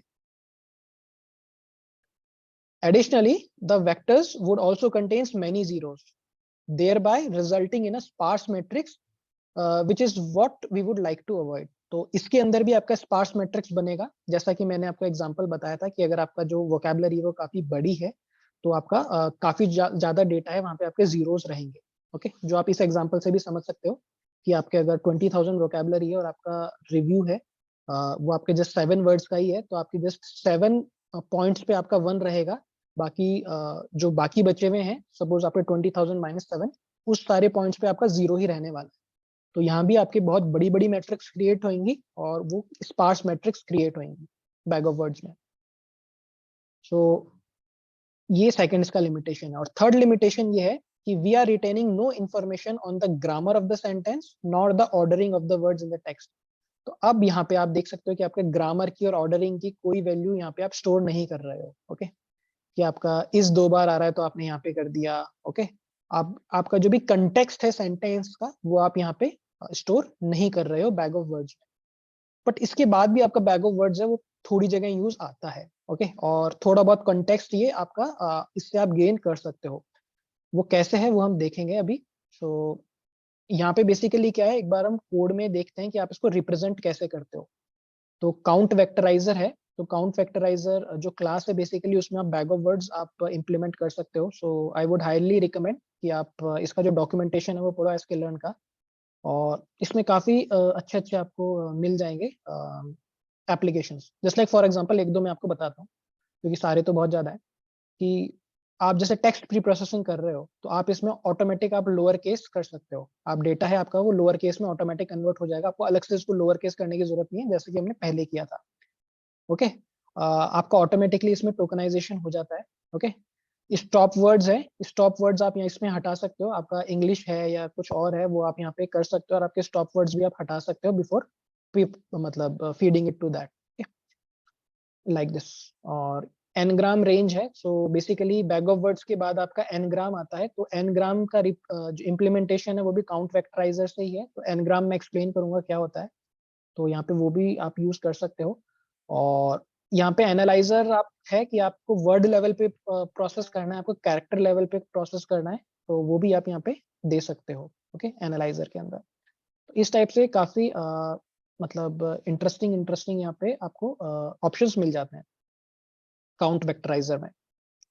और ओके लाइक दिस। सो एक बार इसमें देखते हैं इसका इम्प्लीमेंटेशन।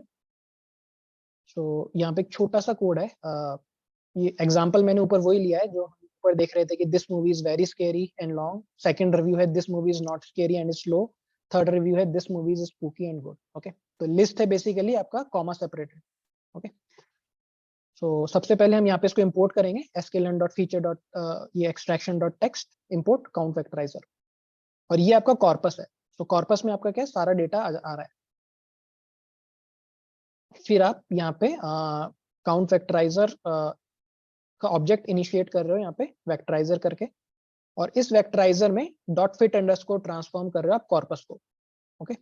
तो अभी यहाँ पे मैंने सिंपल यूज किया है, मैंने इसका कोई प्रॉपर्टीज वगैरह यूज नहीं करी है कि स्टॉप वर्ड रिमूव कर दो कि क्या, ओके, नॉर्मल यूज किया है। तो ये आप देख सकते हो जस्ट लाइक आपका स्टैंडर्ड स्केलर होता है या आपका वन हॉट एनकोडिंग है, नहीं वन हॉट एनकोडिंग तो नहीं, आपका स्टैंडर्ड स्केलर है, नॉर्मलाइजर है, ये आपके जो ट्रांसफॉर्मर्स हैं जो ओके हाँ लेबल एनकोडिंग करते थे, हाँ लेबल एनकोडिंग जो ट्रांसफॉर्मर्स हैं, तो उस टाइप का आपका डॉट फिट अंडरस्कोर ट्रांसफॉर्म आप करते थे तो आपका वहां पे हो रहा था, जस्ट लाइक हमने नॉर्मल मशीन लर्निंग में पढ़ा था, तो उस टाइप से ही यहाँ पे भी आपका सेम होता है फिट अंडरस्कोर ट्रांसफॉर्म। तो यहाँ पे आप कॉर्पस पास करा रहे हो इसके अंदर और इसकी वैल्यू आप एक्स में स्टोर कर रहे हो। ओके, सो नेक्स्ट यहाँ पे क्या है, इसकी कुछ प्रॉपर्टीज है, जस्ट लाइक आप इसके डॉक्यूमेंटेशन में जाओगे यहाँ पे, तो यहाँ पे आपको कुछ प्रॉपर्टीज मिल जाएंगी यहाँ पे इसकी, कि आपका just like get features names. Okay, तो ये बेसिकली क्या करता है, गेट आउटपुट फीचर नेम्स और ट्रांसफॉर्मेशन, कि आपका जो फीचर नेम्स है बेसिकली वो बता देता है कि इसके अंदर क्या क्या फीचर्स हैं। ओके, या फिर गेट स्टॉप वर्ड्स, तो आपके स्टॉप वर्ड्स इसमें आ जाएंगे कि कौन कौन से स्टॉप वर्ड्स इसने यूज किए हैं, एंड लाइक दिस काफी सारे ऑप्शंस हैं। तो यहाँ पे अभी मैं गेट फीचर नेम्स आउट कर रहा हूँ, तो इसको जब मैं रन करूंगा तो यहाँ पे देखो ये इसके फीचर्स नेम इसने अंदर से निकाला, कि एंड निकाला, ये एंड है, गुड है, इज है, लॉन्ग है, मूवी है, नॉट है, स्केरी है, स्लो है, लाइक दिस। तो आपका ये आपके सारे के सारे फीचर्स आ गए। ओके, तो ये फीचर्स आ गए, और अब ये एक्स है, अब ये एक्स बेसिकली क्या है, आपका स्पार्स मैट्रिक्स है, तो इस स्पार्स मैट्रिक्स को आप बेसिकली एरे में कन्वर्ट करके आप यहाँ पे लिख रहे हो, तो यहाँ पे डॉट टू एरे करके यहाँ पे मैं इसको प्रिंट कर रहा हूँ। तो जब मैं टू एरे करके कर रहा हूँ तो अब आप देखो यहाँ पे आपका इस टाइप से रिप्रेजेंटेशन आ रहा है, तो आपका पहले दिस आ रहा है। ओके, ये थोड़ा सा डिफरेंट है, और आई गेस यहाँ पे वोकैबुलरी के हिसाब से आ रहा है रिप्रेजेंटेशन आपके इसका, और इंटरनली वोकैबुलरी कैसे मैप कर रहा है वो थोड़ा सा इसमें डिफरेंट है, आपके इस ऑर्डर से मैप नहीं कर रहा जैसे कि हमने देखा था, बट आपका यू गेट द पॉइंट कि आपका इस टाइप से आएगा, जैसे लाइक आपका इस वाला है, वहाँ पे 2 आ रहा है, बाकी कहीं भी 2 नहीं आ रहा है। सो आपका जैसे हमने ऊपर देखा था उस टाइप से आपका बैग ऑफ वर्ड्स यहाँ पे इंप्लीमेंट करता है, कि बेसिकली आपका वोकैब है वो आपका सेव कर लेता है वो, जस्ट लाइक आप यहाँ पे देख सकते हो कि आपका यहाँ पे एंड है, तो आई गेस एंड की जगह यहाँ पे 1 1 आ रहा है, क्योंकि आपका यहाँ पे एंड है, तो एंड आपका हर कहीं पे आ रहा है, इसमें भी एंड आ रहा है, इसमें भी एंड आ रहा है, तो यहाँ पे 1 आ गया। सेकंड आपका गुड है, सो गुड आपका थर्ड रिव्यू में आ रहा है, ऊपर दोनों में नहीं आ रहा, तो आपका थर्ड रिव्यू में 1 आ रहा है। नेक्स्ट वोकैबुलरी आपकी इज है, तो इज आपका यहाँ पे 1 बार है, सेकंड रिव्यू में 2 बार है, थर्ड में 1 बार है, सो लाइक दिस। तो आपका इस वोकैबुलरी के बेसिस के ऊपर आपका यहाँ पे वेक्टर फॉर्म यहाँ पे बन रहा है, देखो। ओके, तो आप यहाँ पे कंपेयर कर सकते हो इस वोकैबुलरी के through. Okay, for example last word आपका वेरी है, तो वेरी आपका जस्ट फर्स्ट रिव्यू में ही आ रहा है, बाकी दोनों रिव्यूज में नहीं आ रहा, तो फर्स्ट में 1 है, बाकी दोनों में 0 है। सो ये आपका रिप्रेजेंटेशन होता है बैग ऑफ वर्ड्स का। ओके, तो बैग ऑफ वर्ड्स का आप काउंट फैक्टराइजर के थ्रू इम्प्लीमेंटेशन कर सकते हो बैग ऑफ वर्ड्स में। ओके, सो ये काफी सिंपल टेक्निक है और अभी भी काफी जगह यूज में आती है। जस्ट लाइक फॉर एग्जांपल इसका एक मैं आपको एग्जांपल बता सकता हूँ, कि जस्ट लाइक मैं अभी आपको बता रहा था कि आपका जो ऑडियो बुक रिकमेंडेशन सिस्टम है, तो उसमें आप क्या कर सकते हो कि आपका कोई डेटा आपको मिल जाएगा, आपका गुड रीड्स वाला। गुड रीड्स के बारे में पता है आपको किसी को कि गुड रीड्स क्या है? वेबसाइट गुड रीड्स वेबसाइट के बारे में। सो बेसिकली क्या है, ये आपका एक वेबसाइट है जो आपका बुक्स का रिकमेंडेशन करती है कि आपकी कौन सी बुक आपको पढ़नी चाहिए, बुक्स का रिव्यू है बेसिकली, और काफी फेमस वेबसाइट है कि जो लोग बुक पढ़ना पसंद करते हैं तो इसमें आपको काफी अच्छे सजेशन मिल जाते हैं या बुक्स के रिव्यूज मिल जाते हैं कि कौन सी बुक कैसी है। तो इसका डेटा आपको मिल जाएगा कैगल वगैरह के ऊपर, जो इसका स्क्रैप किया हुआ डेटा है, और उस डेटा को यूज करके आप एक रिकमेंडेशन सिस्टम बना सकते हो, जिसके अंदर आप मतलब डालो कि अच्छा आपको इस टाइप की बुक चाहिए, कि सपोज आपको फिक्शनल चाहिए जिसमें एडवेंचर हो हो सकता है आपको हैरी पॉटर सजेस्ट कर दे या आपको Lord of the rings suggest कर दे बुक, इस टाइप से। तो ये जो सजेशन आ रहा है कि आपका हैरी पॉटर है या लॉर्ड ऑफ द रिंग्स है, तो ये वाला तो बेसिकली टैग्स के ऊपर है, बट सपोज करो कि अगर आपको हैरी पॉटर बुक्स पसंद आई, ओके, तो आपको हैरी पॉटर की फर्स्ट बुक पसंद आई, तो वो आपको रिकमेंड कर देगा हैरी पॉटर की सेकंड बुक या third book. Okay, like this. Sir ये ज्यादातर लोग उसमें फेवरेट पे है क्या, जैसे रिव्यू जो आता है? रिव्यू जो आता है समझा नहीं आपका क्वेश्चन क्या है। मतलब जैसे सर कई लोग उसको रेटिंग देते हैं, उस बेसिस पे आते हैं क्या सजेशंस? उस बेसिस पे भी देखो रिकमेंडेशन सिस्टम थोड़े से अलग तरीके से काम करते हैं, थोड़ा और सोफिस्टिकेटेड होते हैं कि जो आप नॉर्मल वेबसाइट्स पे यूज कर रहे हो। अभी मैं बस आपको एक बहुत ही सिंपल चीज बता रहा हूँ काउंट वेक्टराइजेशन से आप कैसे सिमिलरिटी निकाल सकते हो बेसिकली डिफरेंट डिफरेंट चीजों के लिए। तो इस केस में क्या होता है कि फॉर एग्जांपल आप ऐसे समझ सकते हो कि किसी को अगर Lord of the rings book पसंद आई है तो उसको हॉबिट बुक का रिकमेंडेशन वो दे देगा। अब हॉबिट बुक है, ये इसका प्रीक्वल है आपका लॉर्ड ऑफ द रिंग्स का, दोनों डिफरेंट टाइप्स की बुक्स हैं बट इसका प्रीक्वल है। तो अभी आप इसमें देखो कि आपने लॉर्ड ऑफ द रिंग्स और हॉबिट के बीच में सिमिलरिटी निकाली। अब वो सिमिलरिटी कैसे निकाली? तो बेसिकली आपका हो क्या रहा है कि आपका जो भी इंफॉर्मेशन है आपका लॉर्ड ऑफ द रिंग्स के बारे में कि आपका इसका राइटर ये है, इसका कंटेंट इसमें इस टाइप का, या इसका बुक का समरी ये है, और वही आपका यहाँ पे भी हॉबिट जो बुक है उसके लिए भी आपको इस टाइप का कोई डेटा आपको मिलेगा। तो जब आप इस डेटा को आप इस काउंट वेक्टराइजेशन में बैग ऑफ वर्ड्स के फॉर्म में कन्वर्ट करोगे तो आपका इस टाइप से एरे मिलेगा, आपको एक बहुत बड़ा एरे मिलेगा जिसमें आपके इस टाइप से वेक्टर रिप्रेजेंटेशन होगा। तो अब आपका यहाँ पे क्या होता है कि अब आप जब इसको मशीन लर्निंग मॉडल में आप फीड करोगे तो इन बैग ऑफ वर्ड्स के इन वेक्टर्स के थ्रू आप क्या कर सकते हो बेसिकली, जस्ट लाइक अगर आपका ये 3D होता, सपोज अगर अभी तो आपके क्या बहुत सारे आपका रिप्रेजेंटेशन है, बहुत सारे डायमेंशन है यहाँ पे, यहाँ पे आपके 11 डायमेंशन है बेसिकली, जस्ट लाइक यहाँ से यहाँ पे आपके 11 डायमेंशन है। तो ये इसका जो ग्राफ बनेगा बेसिकली 11 डायमेंशन में बनेगा। बट सपोज करो कि आपका जस्ट 3 डायमेंशन का ही डेटा है अभी अपने पास। ओके, तो इस 3 डायमेंशनल डेटा में आपका डिफरेंट डिफरेंट आपका वेक्टर्स बनेंगे आपके इसके बुक्स के। ओके, कि सपोज करो ये पहली वाली बुक है, सपोज आपका लॉर्ड ऑफ द रिंग्स वाली बुक का डेटा है सपोज, तो उसका वेक्टर इस टाइप से बन गया। सेकंड बुक है आपका हॉबिट का डेटा है, तो हॉबिट का वेक्टर कुछ इस टाइप से बन गया। ओके, और जो थर्ड बुक है, थर्ड बुक का आप समझ लो आपका ये basics of machine learning with Tensor Flows and Keras. Okay, so वो वाली बुक है। सो अब आप देखो कि ये जो दोनों बुक्स है, जो आपका लॉर्ड ऑफ द रिंग्स और हॉबिट बुक है, तो इसका बीच का जो एंगल है, जो आपको कोसाइन सिमिलरिटी है, वो काफी कम रहेगा। बेसिकली ये दोनों वेक्टर्स हैं वो काफी आसपास रहेंगे क्योंकि इनकी जो प्रॉपर्टीज है या जो इनके अंदर के वर्ड्स हैं वो काफी सिमिलर हैं एक दूसरे से।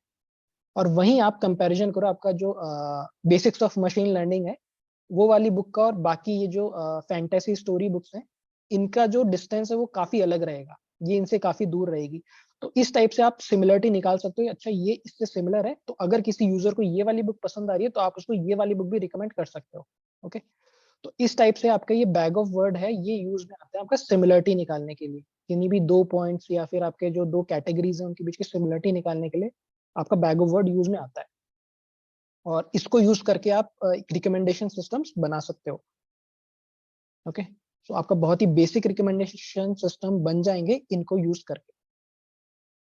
और आप एक छोटा सा आप बना भी सकते हो बेसिकली, आप देखना आपको गुड रीड्स का डेटा अगर मिलता है तो कैगल वगैरह पे, या आपको IMDb का डेटा तो मिल ही जाएगा जहाँ पे आपका मूवीज का डेटा है, तो आप उसमें मूवी रिकमेंडेशन वाला तो एक रिक्रिएट कर ही सकते हो।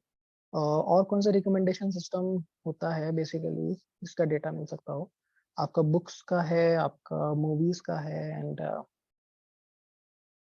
ठीक है और देखते हैं। बट मतलब ये मैंने आपको एग्जांपल बताया कि आप इसका इस टाइप से यूज में ले सकते हो। ओके, सो ये आपका बैग ऑफ वर्ड्स हो गया। सो बैग ऑफ वर्ड समझ में है आप लोगों को कि क्या है, कि कैसे आपका यहाँ पे हो रहा है बैग ऑफ वर्ड्स में काम?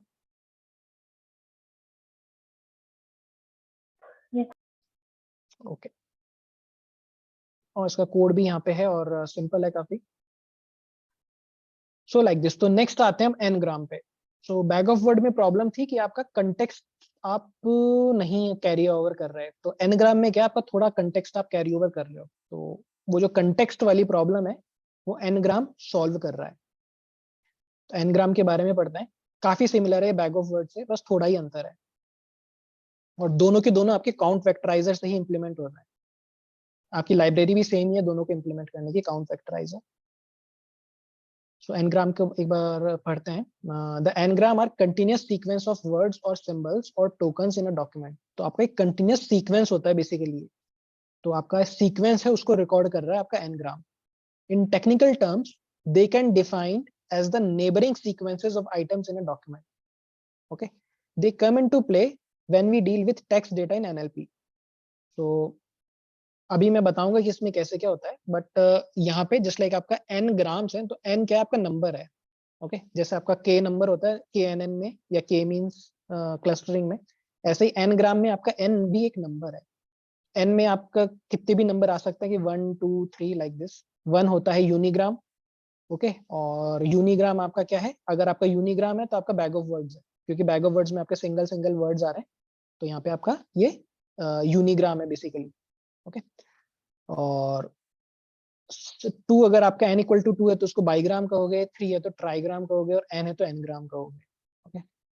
तो अभी इसमें एग्जांपल देखते हैं n ग्राम का।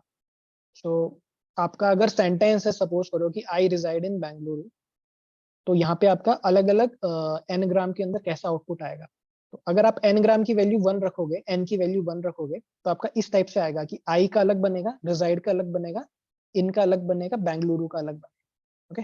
तो आई रिजाइड इन बेंगलुरु, तो इस टाइप से सेपरेट सेपरेट आपके बन जाएंगे, ओके, ग्राम्स। जैसे ऊपर बैग ऑफ वर्ड्स में वोकैबुलरी बन रही थी, वैसे ही यहाँ पे ये शो हो रहा है, ओके। सो नेक्स्ट अगर आप बाईग्राम करते हो, तो बाईग्राम में क्या होगा आपका, कि आपका इस टाइप से आएगा कि सबसे पहले जस्ट लाइक आपका आई रिजाइड इन बेंगलुरु है, तो सबसे पहला एनग्राम आपका बनेगा आई रिजाइड का, ओके। सेकंड एनग्राम बनेगा रिजाइड इन का, थर्ड एनग्राम बनेगा इन बेंगलुरु का, ओके। तो इस टाइप से आपका, क्योंकि आपके एन की वैल्यू 2 है, तो आपके दो दो वर्ड्स के सेट बन रहे हैं, ओके, कि आई रिजाइड, फिर रिजाइड इन, फिर इन बेंगलुरु। और ऐसे ही अगर आपका 3 होता है एन की वैल्यू, तो 3 में आपका कैसे बनता, सबसे पहले आपका बनता आई रिजाइड इन, ओके। सेकंड बनता है रिजाइड इन बेंगलुरु, ओके। इस टाइप से आपका अगर 3 है तो आपका इस टाइप से बनेगा एन ग्राम। तो आई गेस आपको वर्ड बेसिक, से सर उतना ही वो ग्राम बन जाएंगे। हाँ, तो आप जितना यहाँ पे वर्ड आप करोगे, एन की वैल्यू जितना दोगे उतना ही वो एक साथ लेगा, कि आपको कितना कंटेक्स्ट चाहिए। बेसिकली आप उसको बता रहे हो कि आपको कंटेक्स्ट कितना चाहिए, कि कितने वैल्यूज को आप साथ में रखो, ताकि आपको मतलब समझ में आ जाए सेंटेंस का, या कोई इंफॉर्मेशन आप कैरी ओवर कर पाओ। तो यहाँ पे एन की वैल्यू इस टाइप से है, ओके। सो यहाँ पे आप देखो, इसका इम्प्लीमेंटेशन देखते हैं। सो काउंट वेक्टराइजर से ही है, तो यहाँ पे काउंट वेक्टराइजर इंपोर्ट कर रहे हैं। कॉर्पस आपका सेम ही है जो ऊपर था मूवी के रिव्यू तीनों का। और अब यहाँ पे थोड़ा बहुत हमने चेंज किया है। तो काउंट वेक्टराइजर है, एनालाइजर इक्वल टू वर्ड है, हालांकि इसकी डिफॉल्ट वैल्यू वर्ड ही है, पर हम वर्ड लेवल पे काम कर रहे हैं अभी। और एनग्राम रेंज, सो अब आप यहाँ पे देखो, इसके डॉक्यूमेंटेशन में आओ, एनग्राम रेंज को देखते हैं। Here is n gram range. So n gram range में क्या है कि आपका यहाँ पे ये आपका बताता है कि आपको कितनी रेंज चाहिए। आपको मतलब सिंगल चाहिए, एन एन ग्राम सिंगल, मतलब यूनिग्राम चाहिए, बाईग्राम चाहिए, ट्राईग्राम चाहिए, या आपको सिंगल से लेके ट्राईग्राम तक चाहिए। तो ये सारी चीजें आप बताते हो यहाँ पे, एन ग्राम की रेंज बताते हो कि आपको मिनिमम से मैक्सिमम कितने एन की वैल्यू चाहिए। डिफॉल्ट इसकी 1 होता है, 1,1, मतलब स्टार्ट भी 1 पे हो, एंड भी 1 पे हो, तो इसका डिफॉल्ट है। आप यहाँ पे चेंज कर सकते हो कि आपका 2 लेना है, आपको 3 लेना है, लाइक दिस। तो अभी हमने क्या किया, 2 लिया है, इसका 2,2 लिया है। तो 2,2 का मतलब है कि स्टार्ट 2 पे हो और एंड भी 2 पे हो, तो बेसिकली आपकी वैल्यू 2 है। और फिर इस वेक्टराइजर को आप फिट और ट्रांसफॉर्म कर रहे हो कॉर्पस पे, यहाँ पे इसकी वैल्यू स्टोर करो x2 पे। और अभी हम यहाँ पे इसके फीचर्स नेम आउट कर रहे हैं, कि आपका जो प्रोसेस कर रहा है इसके फीचर नेम कैसे हैं। अब आप देखो, इस टाइप से बना है, एंड गुड बना है, ओके। एंड गुड क्या है, ये वाला है, एंड गुड ये बना है। फिर एंड इज बना है, एंड लॉन्ग बना है, ओके। तो एंड का ही 3 आपके बने हैं। फिर इज नॉट है, इज स्लो है, इज स्पूकी है, इज वेरी है, मूवी इज है, नॉट स्केरी, लाइक दिस। तो ये आपके देखो 2 आपके बन गए, आपके सारे डेटा के, ओके। अब जस्ट लाइक यहीं पे अगर मैं यहाँ पे 1 कर दूं, 1,2, तो इसका मतलब क्या होगा, एक बार देखते हैं इसका आउटपुट। 1,2 अगर मैं करूंगा तो आपका देखो इस टाइप से बनेगा, सिंगल बन रहा है, डबल बन रहा है, लाइक दिस। तो आपका सिंगल सिंगल भी सारे बनेंगे जो 11 थे ऊपर, और आपके डबल भी बनेंगे सारे। तो 1 से लेके 2 तक के सारे एनग्राम वो बना रहे हैं। और यहाँ पे अगर मैं 3 कर दूं तो आपके 1 भी बनेगा, 2 भी बनेगा, और 3 वाले एनग्राम्स भी बनेंगे। तो अब यहाँ पे देखो, ये आपका सिंगल एनग्राम हो गया, ये आपके डबल एनग्राम हो गया, और ये आपका 3 वाला एनग्राम हो गया। तो और यहाँ पे आपका देखो सारी की सारी वैल्यूज आ गई। तो यहाँ पे एन की वैल्यू आप जितनी ज्यादा देते जाओगे, मतलब जितनी ज्यादा रेंज देते जाओगे, उतनी ही ज्यादा आपका देखो ये जो वेक्टर है या जो वोकैबुलरी है वो बढ़ती जाएगी। जो वोकैबुलरी नीचे बन रही है बढ़ती जाएगी, ओके। तो फॉर एग्जाम्पल आप यहाँ पे 3,3 अगर देते हो, अब आप देखो आपका कम हो गई यहाँ पे, क्योंकि आपके जस्ट 3 वाले ही बनी, तो आपको इस टाइप से बना है। और इसका अगर आप अभी एरे करते हो कि आपका इसका आप आउटपुट ले रहे हो, so it is something like this. Okay, so आपका सबसे पहले एंड इज स्लो है, तो आपका एंड इज स्लो सेकंड वाले में आ रहा है, तो आपका एंड इज स्लो सेकंड वाले में आ रहा है, तो सेकंड वाले रिव्यू में यहाँ पे 1 आ गया। फिर इज नॉट स्केरी है, तो इज नॉट स्केरी किस में आ रहा है, इज नॉट स्केरी भी आपका सेकंड वाले में आ रहा है, तो सेकंड वाले में 1 हो गया, बाकी दोनों में 0 हो गया। इस तरीके से आपके ये जो वोकैबुलरी बन रही है, इसके बेसिस पे आप आपके इन रिव्यूज को यहाँ पे बैग ऑफ वर्ड्स की जैसे यहाँ पे डाल रहे हो। बट आपका एनग्राम में क्या है, अब आप थोड़ा लंबी वोकैबुलरी बना सकते हो depending upon the value of n, कि आप क्या एन की वैल्यू दे रहे हो। बैग ऑफ वर्ड में आपका सिंगल वर्ड रहता है। ओके, तो एनग्राम क्या करता है, आपका थोड़ा सा रेफरेंस आपका लिया आता है कि आपका सेंटेंस है उसमें कंटेक्स्ट क्या है बेसिकली उसका। ओके, अब जैसे आपका कैसे कंटेक्स्ट हो सकता है कि आपका इज नॉट स्केरी है, इसकी वैल्यू अलग है, और इज स्केरी है, उसकी वैल्यू अलग है। Okay, so like this. So एक बार यहाँ पे देख लेते हैं कि आपका एनग्राम है, इसका ट्रेड ऑफ क्या है, कि आप एन कैसे सेलेक्ट करो। So the trade-off is created while choosing the n values. If we choose n as a smaller number, then it may not be sufficient enough to provide the most useful information. अगर n छोटा होगा तो आप ज्यादा useful information आप उसको provide नहीं कर पाओगे। But on the contrary, if we choose n as high value, then it will yield a huge matrix with lots of features. अगर आप हाई वैल्यू कर दोगे तो आपकी बहुत बड़ी मैट्रिक्स बन जाएगी, जिसमें बहुत ज्यादा फीचर्स हो जाएंगे। Therefore, n-gram may be a powerful technique, but it needs a little more care. तो आपको थोड़ा ये हाइपर पैरामीटर है, इसको थोड़ा सा ट्यून करके आपको देखना पड़ेगा कि आपको कौन सी वैल्यू पे आपके परफेक्ट रिजल्ट्स आ रहे हैं। ओके, सो ये आपका n-gram है। अब इसका एक बार डिसएडवांटेज देख लेते हैं। डिसएडवांटेज ये है कि it has too many features, कि आपके इसमें बहुत ज्यादा फीचर्स हैं। Due to too many features, the feature set becomes too sparse and is computationally expensive. तो अब इसका जो फीचर मैट्रिक्स होगा, ये आपका बैग ऑफ वर्ड है उससे भी बड़ा बनेगा एनग्राम का, क्योंकि अब आपके कॉम्बिनेशंस में बन रहा है, ये सिंगल वर्ड्स पे नहीं बन रहा, उनके कॉम्बिनेशन पे बन रहा है, तो आपका मैट्रिक्स बड़ा बनेगा और ज्यादा स्पार्स होएगा, तो ये कंप्यूटेशनली एक्सपेंसिव होगा। और choose the optimum value of n is not that easy task, कि आपका जो एन की वैल्यू चूज करना है, ये थोड़ा सा आपको देखना पड़ेगा, मतलब ट्रायल एंड एरर करके। तो लाइक दिस, तो ये इसके थोड़े डिसएडवांटेजेस हैं एनग्राम के। बट इसका एडवांटेज क्या है कि इसको यूज करके आप कंटेक्स्ट रख पा रहे हो आपके सेंटेंस में, तो लाइक दिस। तो ये आपका बैग ऑफ वर्ड्स और एनग्राम है, तो बेसिकली आपका काउंट वेक्टराइजर से इंप्लीमेंट हो रहा है, और काफी सिंपल टेक्निक्स हैं। सो आज के यहाँ की लास्ट है आपका TF-IDF, okay, term frequency inverse document frequency. So ये पढ़ने की इच्छा है या इसको कल कंटिन्यू करें, TF-IDF? Hello sir. Yes sir इसको कल कर लेते हैं। चलो ठीक है, ओके, तो फिर इसको कल कर लेते हैं। ओके ओके, चलो, thank you everybody. Thank you sir. Thank you, sir. Okay.